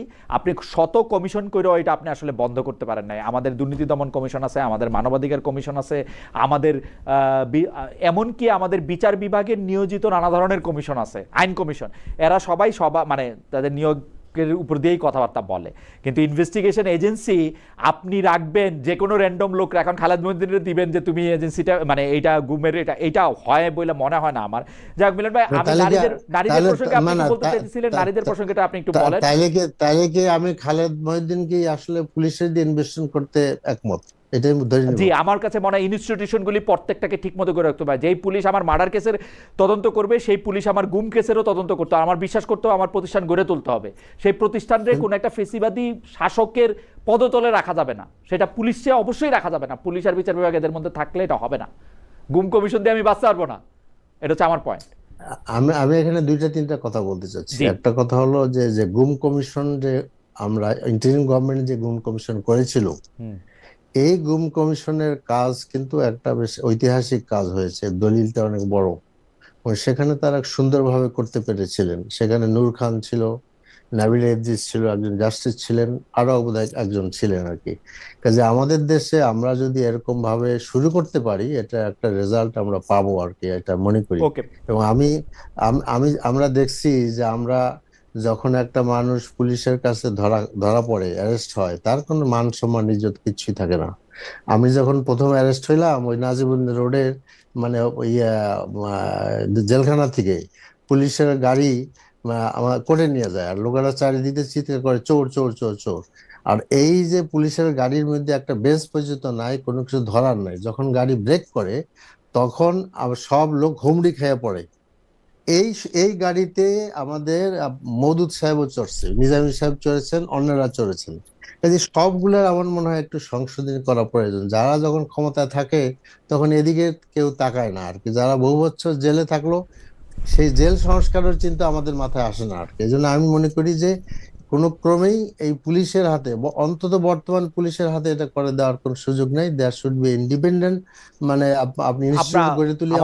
আমার মনে মিলন ভাই, আপনি আমার ধারণা আপনি এটা নিশ্চয়ই বুঝে দেখবেন, আমরা যত বেশি এইরকম বাহিনী তৈরি করব, একটা আমব্রেলা বাহিনীর থেকে যত বেশি এরকম র্যাবের মতো স্পেশাল বাহিনী তৈরি করব, তত আমাদের সংঘাত এবং বিচার পাওয়া এবং রেমেডি পাওয়ার পথ ক্ষুণ্ণ হবে। এটা নিয়ে আমরা নিশ্চয়ই মিলন ভাই আমরা আরো বড় করে একটা আলোচনা করতে পারবো। এখানে একটা কথা আছে, সেটা হলো যে this is again related to the intention of the government চায় কিনা এটা দেখতে হবে। গভর্নমেন্ট যদি এখন প্রতিষ্ঠান মানে পুলিশকে বিশ্বাস না করতে পারে বা পুলিশের কাছে যদি বিশ্বাসযোগ্য করে না তুলতে পারে, বা এইটা তো আর তাহলে তো আমাদের দুর্ভোগের আর কোনো শেষ নাই। এটা আপনি আলাদা আরো 10টা কমিশন করলে ওই দুর্ভোগ আমাদের থাকবে। আমি বলতেছি প্রতিষ্ঠান। আমি দোকানে গেলাম, আমার দোকানে পাল্লায় মাইপে আমাকে জিনিস দেওয়া হলো। এখন আমি কি দোকানদারকে অবিশ্বাস করলাম নাকি? দোকানদার নিয়মিত পাল্লায় মাপ করে দিবে না। আপনি তো এই কারণে তো আপনি দোকানদারই পাল্টাইছেন, পাল্লাও পাল্টাইছেন, তারপরও আপনি দোকানদার অবিশ্বাস করতেছেন। একই দোকানদার নাই তো এখন মিলন ভাই। না, দোকানদার যখন অন্তহীন প্রতারণা দেখে চোখে দক্ষিণ প্লাজায় বসে স্বাক্ষর করার পরেও, তখন বিশ্বাস করাটা কত কঠিন হয়ে দাঁড়ায়। মানে ওই দোকানদারের প্রতারণার কথা দেখতেছেন। আমরা আরো অনেক ধরনের প্রতারণা দেখি। মিলন ভাই আপনি নিশ্চয়ই এগুলি কথা বলবেন, যে আপনার কথা বলবেন। এখন আমি মোশাররফের কাছে আসতেছি। মোশাররফ ভাই, এবং যুক্তরাষ্ট্রের সঙ্গে আপনাদের বিশেষ বন্ধুত্ব প্রসঙ্গ আপনাকে প্রশ্ন করবো। মিলন ভাই, আমরা আজকে অনুষ্ঠানটা আপনারা আসছেন একটু আপনারা আর 10-15 মিনিট আমরা একটু নেই। যে মোশাররফ ভাই আপনি বলতেছিলেন। মিলন ভাইয়ের বক্তব্য আমি খুব মনোযোগ দিয়ে শুনছিলাম। উনি বিএনপি কে বেশ কিছু অভিযুক্ত করেছে, যদিও আপনি অনেকগুলি প্রশ্ন তাকে করেছেন। যেমন আমরা যদি একটা নতুন বাংলাদেশ না চেতাম, আমরা যদি এই জুলাই সনদের বাস্তবায়ন না চাইতাম, যেমন আমাদের 31 দফার মধ্যে স্পষ্ট আছে বিরোধী দল থেকে স্পিকার দেবো, আমরা তো অফার করেছিলাম, ওনারা নেননি। উনি বললেন যে হ্যাঁ, উনি ওনারা বললেন যে আমরা এখনো জুলাই 31 দফায় আমরা মানি না। আপনি দেখেন যে আমরা এখনো তো সেই আমরা বলে আমাদের যে বক্তব্য আমরা বলেছি যে এই যে বিএনপির যে ওয়াদাগুলি এগুলি সংবিধান সংশোধনের মাধ্যমে বাস্তবায়িত হবে।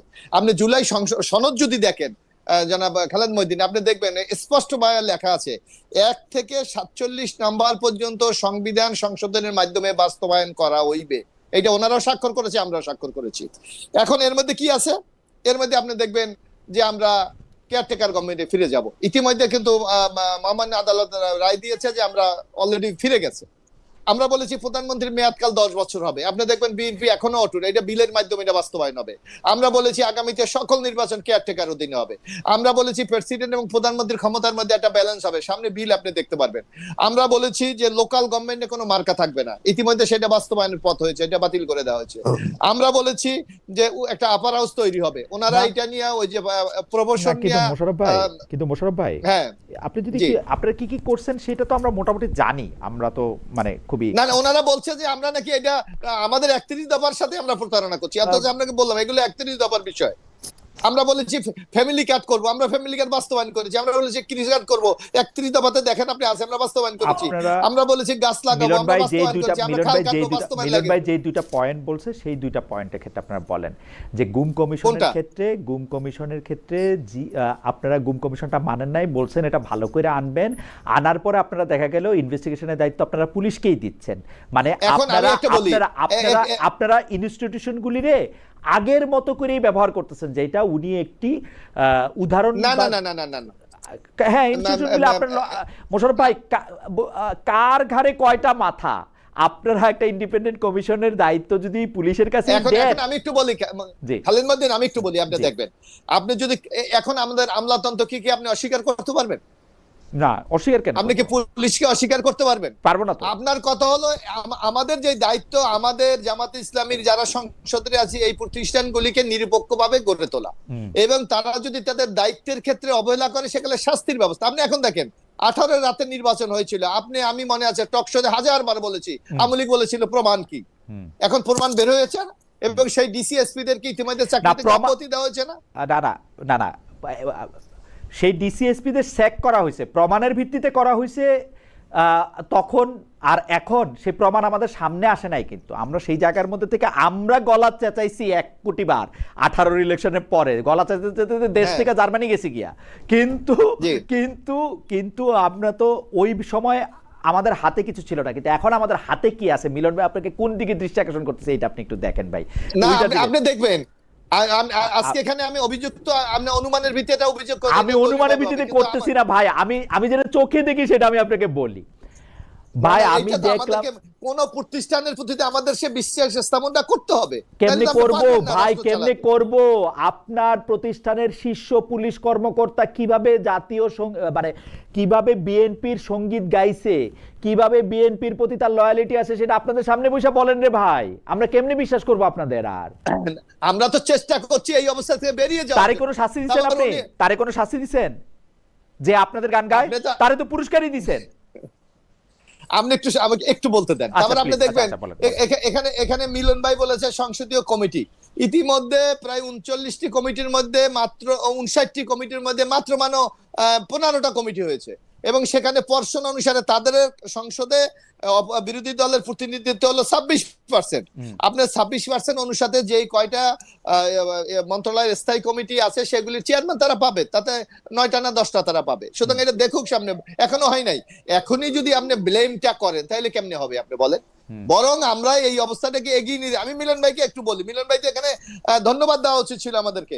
আপনি দেখেন জ্বালানি সংকটের সময় সংসদে একটি কমিটি হয়েছিল, আপনার পার্সেন্টেজ অনুসারে 26% তারা কয়টা পায়, কিন্তু আমরা তো 50% দিয়ে সেই কমিটি করেছিলাম।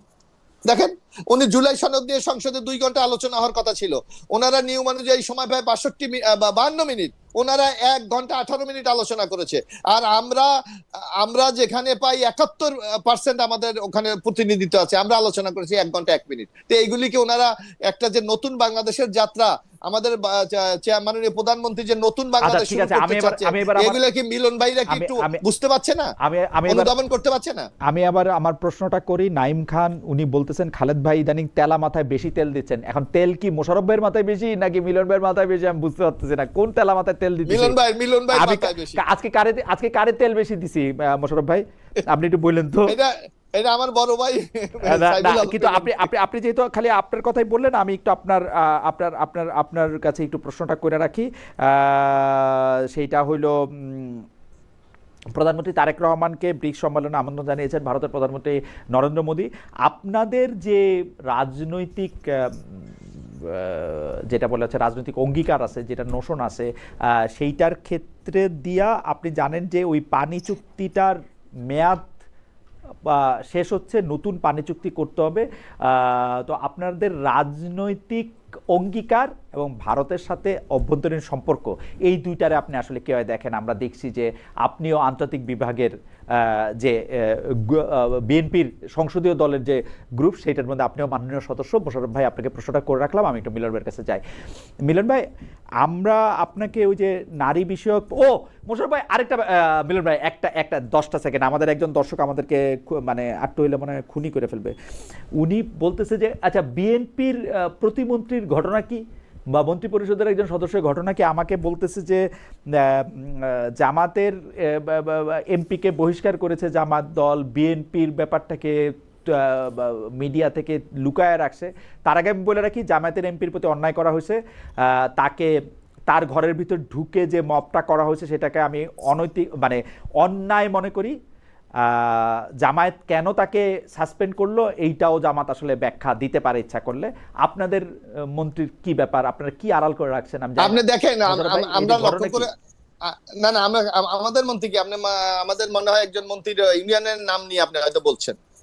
না, নারী বিষয়ে কোনো কিছু না, আমি এটা আমার নজরে আছে তো, পত্রিকা আছে না, পত্রিকা আমি দেখি, আমিও পত্রিকায় দেখি নাই, সেজন্য আমার এটা জানা নাই। তো দর্শকরা প্রশ্ন করতেছিলেন। এইবার আমি মিলন ভাইয়ের কাছে আসতে চাই। মিলন ভাই, 2-3টা জিনিস, মোশাররফ ভাই আপনি প্রশ্নটা একটু মনে রাখেন, আমি তাহলে প্রশ্নটা রিপিট করবো না। ভারতের সাথে আপনাদের সম্পর্ক এবং আপনাদের রাজনৈতিক অঙ্গীকার আমি বলবো এবং প্রধানমন্ত্রী ভারত সফর। আচ্ছা মিলন ভাই, আপনার জন্য আমার প্রশ্ন হচ্ছে যে গত সরকারের বিভিন্ন বিষয় নিয়ে প্রশ্ন তুললে, সেইটা মার্কিন যুক্তরাষ্ট্রের সঙ্গে চুক্তি হোক, হামে মৃত্যু হোক, এইটা আপনারা এবং আপনাদের দলের জোট সদস্যরা মানে এনসিপি এবং আপনারা ডক্টর ইউনূস সরকারের নানা রকম সাফল্য বর্ণনা করতে শুরু করেন এবং সেইটা জাস্টিফাই করতে থাকেন। আপনারা যে মার্কিন যুক্তরাষ্ট্রকে বন্ধু বলেন এবং সর্বদলীয় সংসদে মার্কিন ও চীন ককাসে যে আপনাদের যাওয়ার যে আগ্রহ আমরা দেখতে পাচ্ছি, মার্কিন ককাসে তো আপনারা আসেনি, এইটা আসলে কি? মানে আপনারা কি আসলে বাংলাদেশে মার্কিন যুক্তরাষ্ট্রের আধিপত্যের পক্ষে না কেন? কারণটা কি আসলে? আচ্ছা, আপনি শুরু করার আগে আরেকটা কথা, আমাদের রায়হান ইসলাম উনি একটা মন্তব্য করছেন, আপনার ইচ্ছা করলে এটাতে মন্তব্য করতে পারেন। একটা মন্তব্যে 100 অনেকবার করছেন উনি, আওয়ামী লীগের কমপক্ষে 30-40% সমর্থক আপনার এই 1.5 ঘন্টা অনুষ্ঠানে তাদের পক্ষে বা তাদের অধিকারের পক্ষে কোনো কথাই আমরা শুনতে পারলাম না।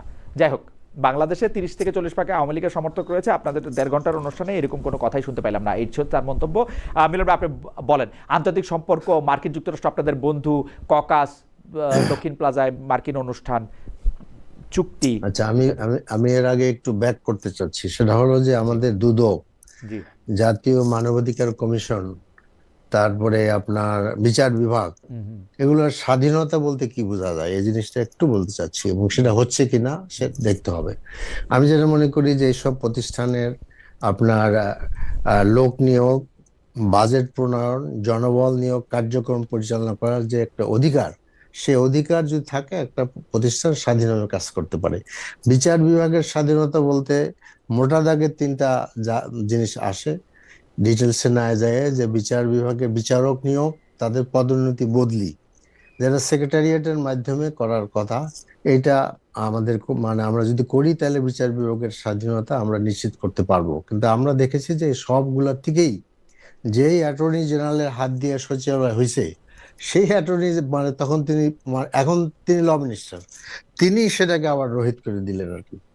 তো কাজেই আপনার এই মানে অ্যাটর্নি জেনারেল বলছেন, ব্যাখ্যা এ- দিয়েছেন যে তারে ইনভলভ করা হয় না এইসব চুক্তিতে, এগুলি তার শিক্ষক আমাদের প্রিয় অধ্যাপক আসিফ নজরুল সাহেব তার মতো করে করছেন। এগুলা তখন বলেন না কেন তিনি? বলার অবস্থা ছিল না, আমরাও জিজ্ঞেস করি নাই। না না, আমরা জিজ্ঞেস করার দায়িত্ব না, ওনার বলার দায়িত্ব, কারণ তিনি নিজে অনুভব করছেন এটা। না, রাষ্ট্র তো তার And ক্লায়েন্ট, উনার তো রাষ্ট্র তারা জানালে জানাবে, না জানালে না জানাবে। এখনকার অ্যাটর্নি জেনারেলের জানায় কি মোশাররফের আইন করে? না, তাহলে রাষ্ট্রের রাষ্ট্রের এই চাকরিটা তিনি গ্রহণ করেছেন, হি ক্যান রিজাইন। রাষ্ট্র তার ক্লায়েন্ট, রাষ্ট্র তার ক্লায়েন্ট, সে তো সব জায়গায় রাষ্ট্রকে উনি ডিফেন্ড করবেন। তিনি দেশের সবচেয়ে বড় আইন অফিসার, এই তো। রাইট। কাজে তিনি যদি মনে করেন যে সরকার তার নীতিভঙ্গি বা ন্যায়ের বিরুদ্ধে চলে গেছে, সেক্ষেত্রে তার অপশন হলো রিজাইন করা। আর যদি থেকে যান তাহলে আমি ধরে নেবো তিনি এটাকে সমর্থন দিয়েছেন। এন্ড ককাসের গল্প বলি আপনাকে। আমি রাশিয়ান ককাসের মেম্বার বানানো হয়েছে আমাকে। আচ্ছা। তো ককাসের প্রথম মিটিং এ গেলাম, তা আমাদের এয়ার ভাইস মার্শাল বোধহয় আমাদের আলতাফ সাহেব, আমাদের মোশাররফ ভাইদের এলাকার লোক, জি জি, is a very very gentleman, সাবেক স্বরাষ্ট্রমন্ত্রী। সাবেক স্বরাষ্ট্রমন্ত্রী। ককাসের আমাদের প্রথম গ্যাদারিং হইলো, সেখানে প্রথম আমরা চানাচুর খাইলাম, বাদাম খাইলাম। আস্তে আস্তে লোক আসতেছে, টাইম জ্ঞান নাই কাউরি। এমনকি রাশিয়ান সাহেবরাও প্রায় ঘন্টাখানিক পরে আসলেন। তারপরে একটা রাতের ডিনার হইলো, খোদা হাফেজ হয়ে গেল। এই তো ককাস দেখলাম। তার কাছে এই এই ককাসের কি মূল্য আছে আমি এখনো টের পাইনি। টের পাইলে তখন বলবো যে কি করে। আপনারা মার্কিন যুক্তরাষ্ট্রকে খুব পরীক্ষিত বন্ধু মনে করেন, এবং এইটা খুবই ইন্টারেস্টিং ব্যাপার। অনেকে মনে করেন আপনাদের সাথে এবং এনসিপির সাথে মার্কিন যুক্তরাষ্ট্রের বন্ধুত্বটা একটু একটু হিসাবের চেয়ে বেশি বন্ধুত্ব আছে মনে করেন অনেকে।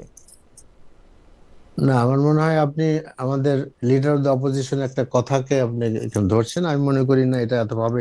আপনারা সাংবাদিকরা যত সিরিয়াসলি সব কথাকে সুন্দরভাবে বলতে পারেন, আমরা যারা একটু রাজনৈতিক অঙ্গনে থাকি, আপনারা আজকে অনেক সুন্দর করে কথা কইতে পারেন, এটা পরে বোঝা যায়। আমরা 15 বছর পরে গিয়ে আপনাদের কথার মাঝে যা বুঝি।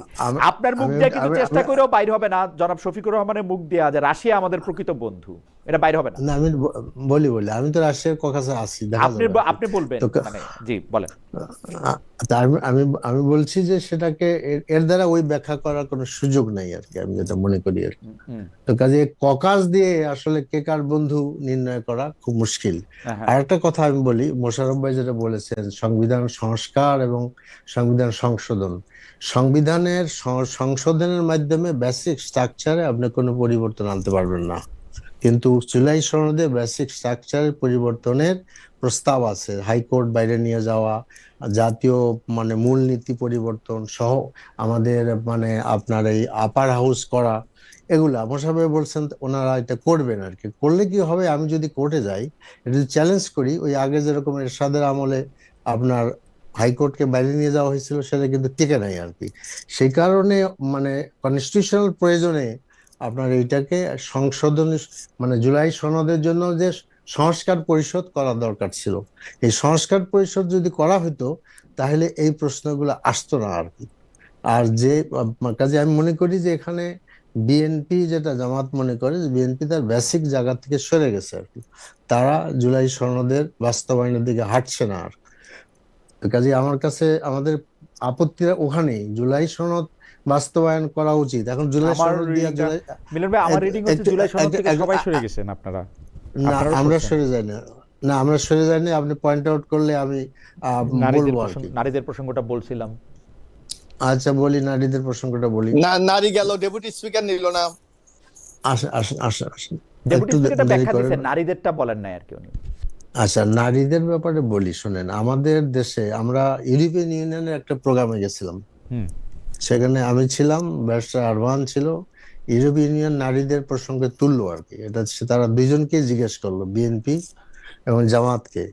তো সেখানে আমাদের জেবা আমিন সম্ভবত, তিনি এখন আপনার পররাষ্ট্র মন্ত্রণালয়ের বিষয়ক আপনার উপদেষ্টা বসে চেয়ারম্যান, তিনি বললেন যে না, জেবা আমিন চেয়ারম্যান না। আচ্ছা, চেয়ারম্যান না হোক, বাদ দেন, উনি হি ওয়াজ দেয়ার। আক্তার হামিদ খানের মেয়ে, যিনি এখন লন্ডন আছে এই মুহূর্তে, তিনি ব্যাখ্যা দিলেন যে আমাদের দেশে আপনার যে খাল বিল নদী নালা, এতে মানে একজন নারীর পক্ষে পুরুষের মতো করা মুশকিল। কিন্তু এখানে আমি যেটা বলতে চাচ্ছি যে আসলে আমাদের এই ব্যাপারে কোনো দ্বিমত নাই, এবং আমরা গত 15-17 বছর আমরা ঘরে থাকতে পারিনি, 1 মাস 15 দিনও থাকতে পারিনি। We are not prepared. কাজে আমরা অবশ্যই নিয়ে আসব, আমাদের বোনেরা অংশগ্রহণ করবে, এবং আমাদের আপনি দেখবেন যে এখন সব জায়গায় আমাদের বোনেরা ভালোভাবে অংশগ্রহণ করছে। কাজে এই নিয়ে আমাদেরকে মানে এই সামনে যে ইলেকশন হচ্ছে, যেগুলো আপনার এই মেয়র ইলেকশন হবে, তারপরে আপনার এই কিন্তু লোকাল আরো না মিলন ভাই, ইলেকশন আমি ওখানে। বলি জুলাই সনদের বা জুলাইয়ের স্পিরিটের একটা সবচেয়ে বড় ব্যাপার তো বৈষম্য না থাকা।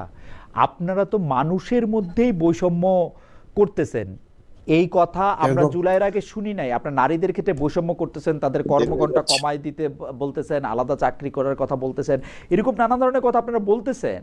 আপনারা কিন্তু আচ্ছা, যত দিন যাচ্ছে আপনার তত এরকম করে বলতেছেন। এই যে আপনি যেরকম ভাবে আজকে এরকম ভাবে বললেন যে এই ছাত্রলীগ বা আওয়ামী লীগ হইলে কাউকে পিটানোর অধিকার, কাউরে এইটা তো আমরা আপনাদের আচরণে দেখি না। আমরা আমরা এটা আমরা কেউ পিটাইলাম নাকি কাউকে? রাজশাহী আচ্ছা, ইউনিভার্সিটি, আমি রাজশাহী ইউনিভার্সিটিতে আপনারা যা করছেন, রাজশাহী ইউনিভার্সিটি ধরেন, তারপরে খুলনা বিএল কলেজ, এটা যদি শো আরো 1 ঘন্টা বাড়ায় দেন, তাইলে আমি না, একেবারে ঠিক আছে, আপনি গইনে আপনি বলবো। নারীদের ক্ষেত্রে যদি বলেন আমরা Well, শেষ করে দেব। জি, নারীদের ক্ষেত্রে বলি, আপনি আমাকে ধরেন ইউরোপ মানে আমেরিকায় নারীদের পার্সেন্টেজ কত, মানে এই এই সংসদে কত পার্সেন্টেজ? ধরেন 1/4 তো হবেই। নো নো নো, ব্রিটেনিয়ার মানে সংসদে কি 1/4? কোনটা? Not at all. না, আপনি ব্রিটেন তো আবার আপনার আরেকটা দেশ হইলো। আমি বলতেছি সব ব্রিটেন, মিলা, আমি তো সব ব্রিটেন মিলা। আপনি ব্রিটেন ব্রিটেন না, আপনি সব ইউরোপ মিলে আমেরিকা ব্রিটেন সবগুলি বলছেন, আমি আমেরিকার কথা বলতেছি যে তা 1/4। বলছি, কিন্তু পানির মানে গড় উচ্চতা বলতে কিছু কথা নাই, কারণ গড় উচ্চতা মাইপে যদি আপনি না খাল আচ্ছা ঠিক পাড়ানো আছে, শুরু করেন তাহলে ঠিক আছে, আমি ভিজে মানলাম। যাবেন আপনার আপনি। পয়েন্টটা বলেন ভাই। কাজেই এখন আমার পয়েন্ট হলো যে এই পয়েন্ট দিয়ে আমাদের ঘায়াল করার কোনো সুযোগ নাই। আমরা মানে দেই নেই যে বলে যে দেব না, এটার কোনো তো মানে বিএনপি গুম বিএনপি কমিশন করবে না বলে যে করবে না তা তো না, করবে। না, এখানে বিএনপি সুযোগ ছিল, করে নাই। আপনাদেরও এখানে সুযোগ ছিল করবে দেওয়ার, করবে অবশ্যই আপনাদেরও করবে। সুযোগ ছিল দেওয়ার, হ্যাঁ, সুযোগ ছিল, আমি মানি। করেন নাই। এটা করি নাই, এটাও মানলাম আমরা, এই জন্য এই করবো না বাস তা তো হইতে বাস, পারে না। সমান সমান সমান সমান কাজে আমাদের আর সমান- আলেম বিরত। মঈনুদ্দিন, জি, যে এখন মোশাররফ ভাই, দেখেন, আপনি আমি আপনার বলি, মোশাররফ ভাই, আপনি এইটার একটু জবাব দেন, আমরা শেষ কথা শুনবো হ্যাঁ, আমি বিনয় আমি ভাইয়ের কাছ দিচ্ছি থেকে। আমি দিচ্ছি যে একটু যদি যেমন কম কথা একটু বলতেন যে মোশাররফ ভাই, আমি আমরা শেষ একটা কথা। কম কথাই বলবো। আপনি দেখবেন যে ভারতের সাথে আমাদের সম্পর্ক আমরা সব সময় চাই যে একটা প্রতিবেশীকে কখনো আমরা চেঞ্জ করতে পারবো না, যার কারণে প্রতিবেশী থাকবেই, কিন্তু আমরা চাই আমাদের সাথে ভারতের সম্পর্ক হবে ডিগনিটি, শ্রদ্ধাবোধ এবং পারস্পরিক স্বার্থ সংশ্লিষ্ট বিষয়। এবং আমরা ভারতকে বারবার অনুরোধ জানাচ্ছি যে আমরা ভারতের সাথে, ভারতের জনগণের সাথে আমরা সম্পর্ক গড়ে তুলতে চাই। যার জন্য আপনারা দেখবেন বিএনপি রাষ্ট্রভার দায়িত্ব নেওয়ার জন্য আমাদের পররাষ্ট্রমন্ত্রী সফর করেছেন, আমাদের প্রতিরক্ষা উপদেষ্টা সফর করেছেন, আমাদের এখানে রাষ্ট্রদূতদের সাথে প্রতিনিয়ত আলাপ হচ্ছে, এবং আমাদের মাননীয় প্রধানমন্ত্রী ভারতে সফর করবেন বলে ইতিমধ্যে কিন্তু ভারতকে তাদের আমন্ত্রণ গ্রহণ করেছেন। সুতরাং আমরা চাই ভারতের সাথে আমাদের সম্পর্ক উন্নয়ন হোক, যেটা আমাদের স্বার্থকে সংরক্ষণ করে। এর বাইরে আমাদের ভারতের সাথে অন্য কোনো বৈরিতা নাই বলে আমরা মনে করি। এইটা আপনাদের রাজনৈতিক যে একটা ভারত বিরোধিতার রাজনীতি যে আপনারা করেন, যেমন মোশাররফ ভাই আপনি কিছু মনে করেন না, আমরা কিন্তু আপনাদের সর্বোচ্চ নেতৃত্বের মুখে ভারতের বিরোধিতা, ভারত নিয়ে বিভিন্ন রকম মানে আপনাদের রাজনীতির একটা বড় অংশের সাথে ভারত বিরোধিতা মিশে আছে, সেইটা কোনো এফেক্টেড হবে না তো? আমরা শুনছি, না, আপনি একটা লক্ষ্য আমি করেন না, ইলেকশন আমরা কভার করতে গিয়ে শুনছি আমাদের যে আপনারা ভাষণ দিছেন, আমরা আবার যদি আমাদেরকে ভোট না দেন তাহলে দেশ হিন্দু রাষ্ট্র হয়ে যাবে, মসজিদে উলুধ্বনি শোনা যাবে। না, আমি আপনাকে একটা কথা বলি, আপনি লক্ষ্য করবেন যে আমরা কিন্তু বারবার গত যে সরকারটি, ফ্যাসিস্ট সরকারটি বাংলাদেশে, এই ক্ষোভ শুধু বিএনপির না, বাংলাদেশের সাধারণ জনগণের এই ক্ষোভ ছিল যে একটা দেশের ইলেকশন থেকে শুরু করে শাসন বিষয়ে একটা রাষ্ট্রের যে নগ্ন ইন্টারফেরেন্স, এই জায়গা থেকে আমরা ভারতকে সরে যেতে বারবার বলেছি। আমরা বলেছি বাংলাদেশের জনগণের সাথে ভারতের সম্পর্কটা রিলেট হোক। এইটা ধরেন নানাভাবে এক একজন নির্বাচনের সুবিধা নেওয়ার জন্য নানাভাবে কথা বলে, কিন্তু দেখতে হবে আমাদের মূল নেতৃত্বের স্পিরিটটা কি। আমরা মূল নেতৃত্বের জায়গা থেকেই বলতেছিলাম, যাই হোক আপনি আপনার জায়গা থেকে স্পিরিটটা খালেদ বলছেন। মঈন ভাই, মিলন ভাই আপনি যদি 1.5 মিনিটে শেষ করে দেন একদম কনক্লুশন, আপনার কাছে কোনো প্রশ্ন নাই, আপনি কেমন 1.5 মিনিটে জি আমি আচ্ছা আচ্ছা একটু মানে একটু বাড়ান আচ্ছা জি আপনার জি সাথে জি বলেন অনেক সময় হয়ে গেছে কিন্তু। জি বলেন বলেন না, মিলন ভাই বলেন। কিসের সময় মোশাররফ ভাই একটা জিনিস অ্যাড্রেস করেন নাই। আমি যে বললাম যে সংবিধান সংশোধনের মাধ্যমে বেসিক স্ট্রাকচার চেঞ্জ করা যাবে না, এই বিষয়টা উত্তর আসা দরকার আর কি। এটা আমাদের কাছে খুবই গুরুত্বপূর্ণ বিষয়। তো এরপর কেমন বাংলাদেশ দেখতে চাই আপনি মানে প্রশ্ন করেছেন। আমি মনে করি যে অ্যাসপিরেশন অফ জুলাই হলো এমন একটি বাংলাদেশ যেখানে মিলন ভাই ন্যায়ের জাস্ট আমাদের রিসার্চ টিম থেকে যে হিসাব 2026 হিসাবে হাউস অফ কমন্সে 650 জন এমপির মধ্যে 265 জন হচ্ছে নারী, অর্থাৎ প্রায় 41%। হাউস অফ লর্ডসে সদস্যদের মধ্যে প্রায় 32% হচ্ছে নারী, আর যুক্তরাষ্ট্র কংগ্রেসের 28% নারী, যুক্তরাষ্ট্রের হাউস অফ কংগ্রেসে প্রায় 41% নারী। আপনি প্লিজ কন্টিনিউ করবেন। না ঠিকই আছে, কিন্তু সংসদে তাদের দেখা যায় না আর কি। আমি তো ছবি যেটা দেখি আপনি তো একটু পর্দা করেন মনে হয়, একটু কম দেখেন। না এটাও একটা হইতে পারে। না এটা আমি পর্দা করি অর্থ এটা নয় যে আমি বোরখা পরি আর কি। না আমাদের আমি পর্দা করি অর্থে বোরখা পরি না, আমি পর্দা অর্থে পর্দা অর্থেই বলছি। পর্দা নারী পুরুষ সকলের জন্যই প্রয়োজন, আমি যত জানি সবার জন্য ফরজ আর কি। যখন ছবি তোলা হয় আপনার ব্রিটেনের সংসদের, তখন আসলে কিছু লুকানো হয় না, এটা গইনে দেখবেন আর কি আপনি কয়জন থাকে। ব্রিটেনের সংসদটা আমি যখন গেছি তখন দেখছি যে ওইটার মধ্যে যতজন সংসদ সদস্য ততটা সিট আসলে ওইখানে নাই, ওইখানে সদস্য থাকে না, মানে দাঁড়া থাকে। যাই হোক আপনি আজকের অনুষ্ঠান মানে যদি আপনি কনক্লুড করে দিতেন তাহলে আমরা। আচ্ছা, এখানে আমি যেটা বলতে চাচ্ছি যে আমরা মানে এই আমাদের এই জাতীয় সংসদে সরকারি দল এবং বিরোধী দলের পক্ষ থেকে মানে বারংবার একটা কথা উচ্চারণ করা হয়েছে যে এই সংসদটা হলো মজলুমের সংসদ। কারণ এখানে আমাদের তারেক জিয়া সাহেব মাননীয় প্রধানমন্ত্রী, তিনি 17-18 বছর তাকে বিদেশে থাকতে হয়েছে, হি ওয়াজ বিটেন ব্যাডলি, এবং ওখানে আরো লোকেরা আছে। আমাদের এখানেও আমাদের মানে আজহার ভাই, তিনি তো মৃত্যুর দণ্ডপ্রাপ্ত আসামি ছিলেন। কাজে এত কিছু বাংলাদেশ হয়ে যাওয়ার পরে আমরা কিন্তু শুরু করতে পারছি না। 47 সালে ইন্ডিয়া দেশ স্বাধীন হয়েছে, কিন্তু সেখানে ইলেকশন গুলা দু একটা ব্যতিক্রম ছাড়া তার ঠিকভাবে করেছে।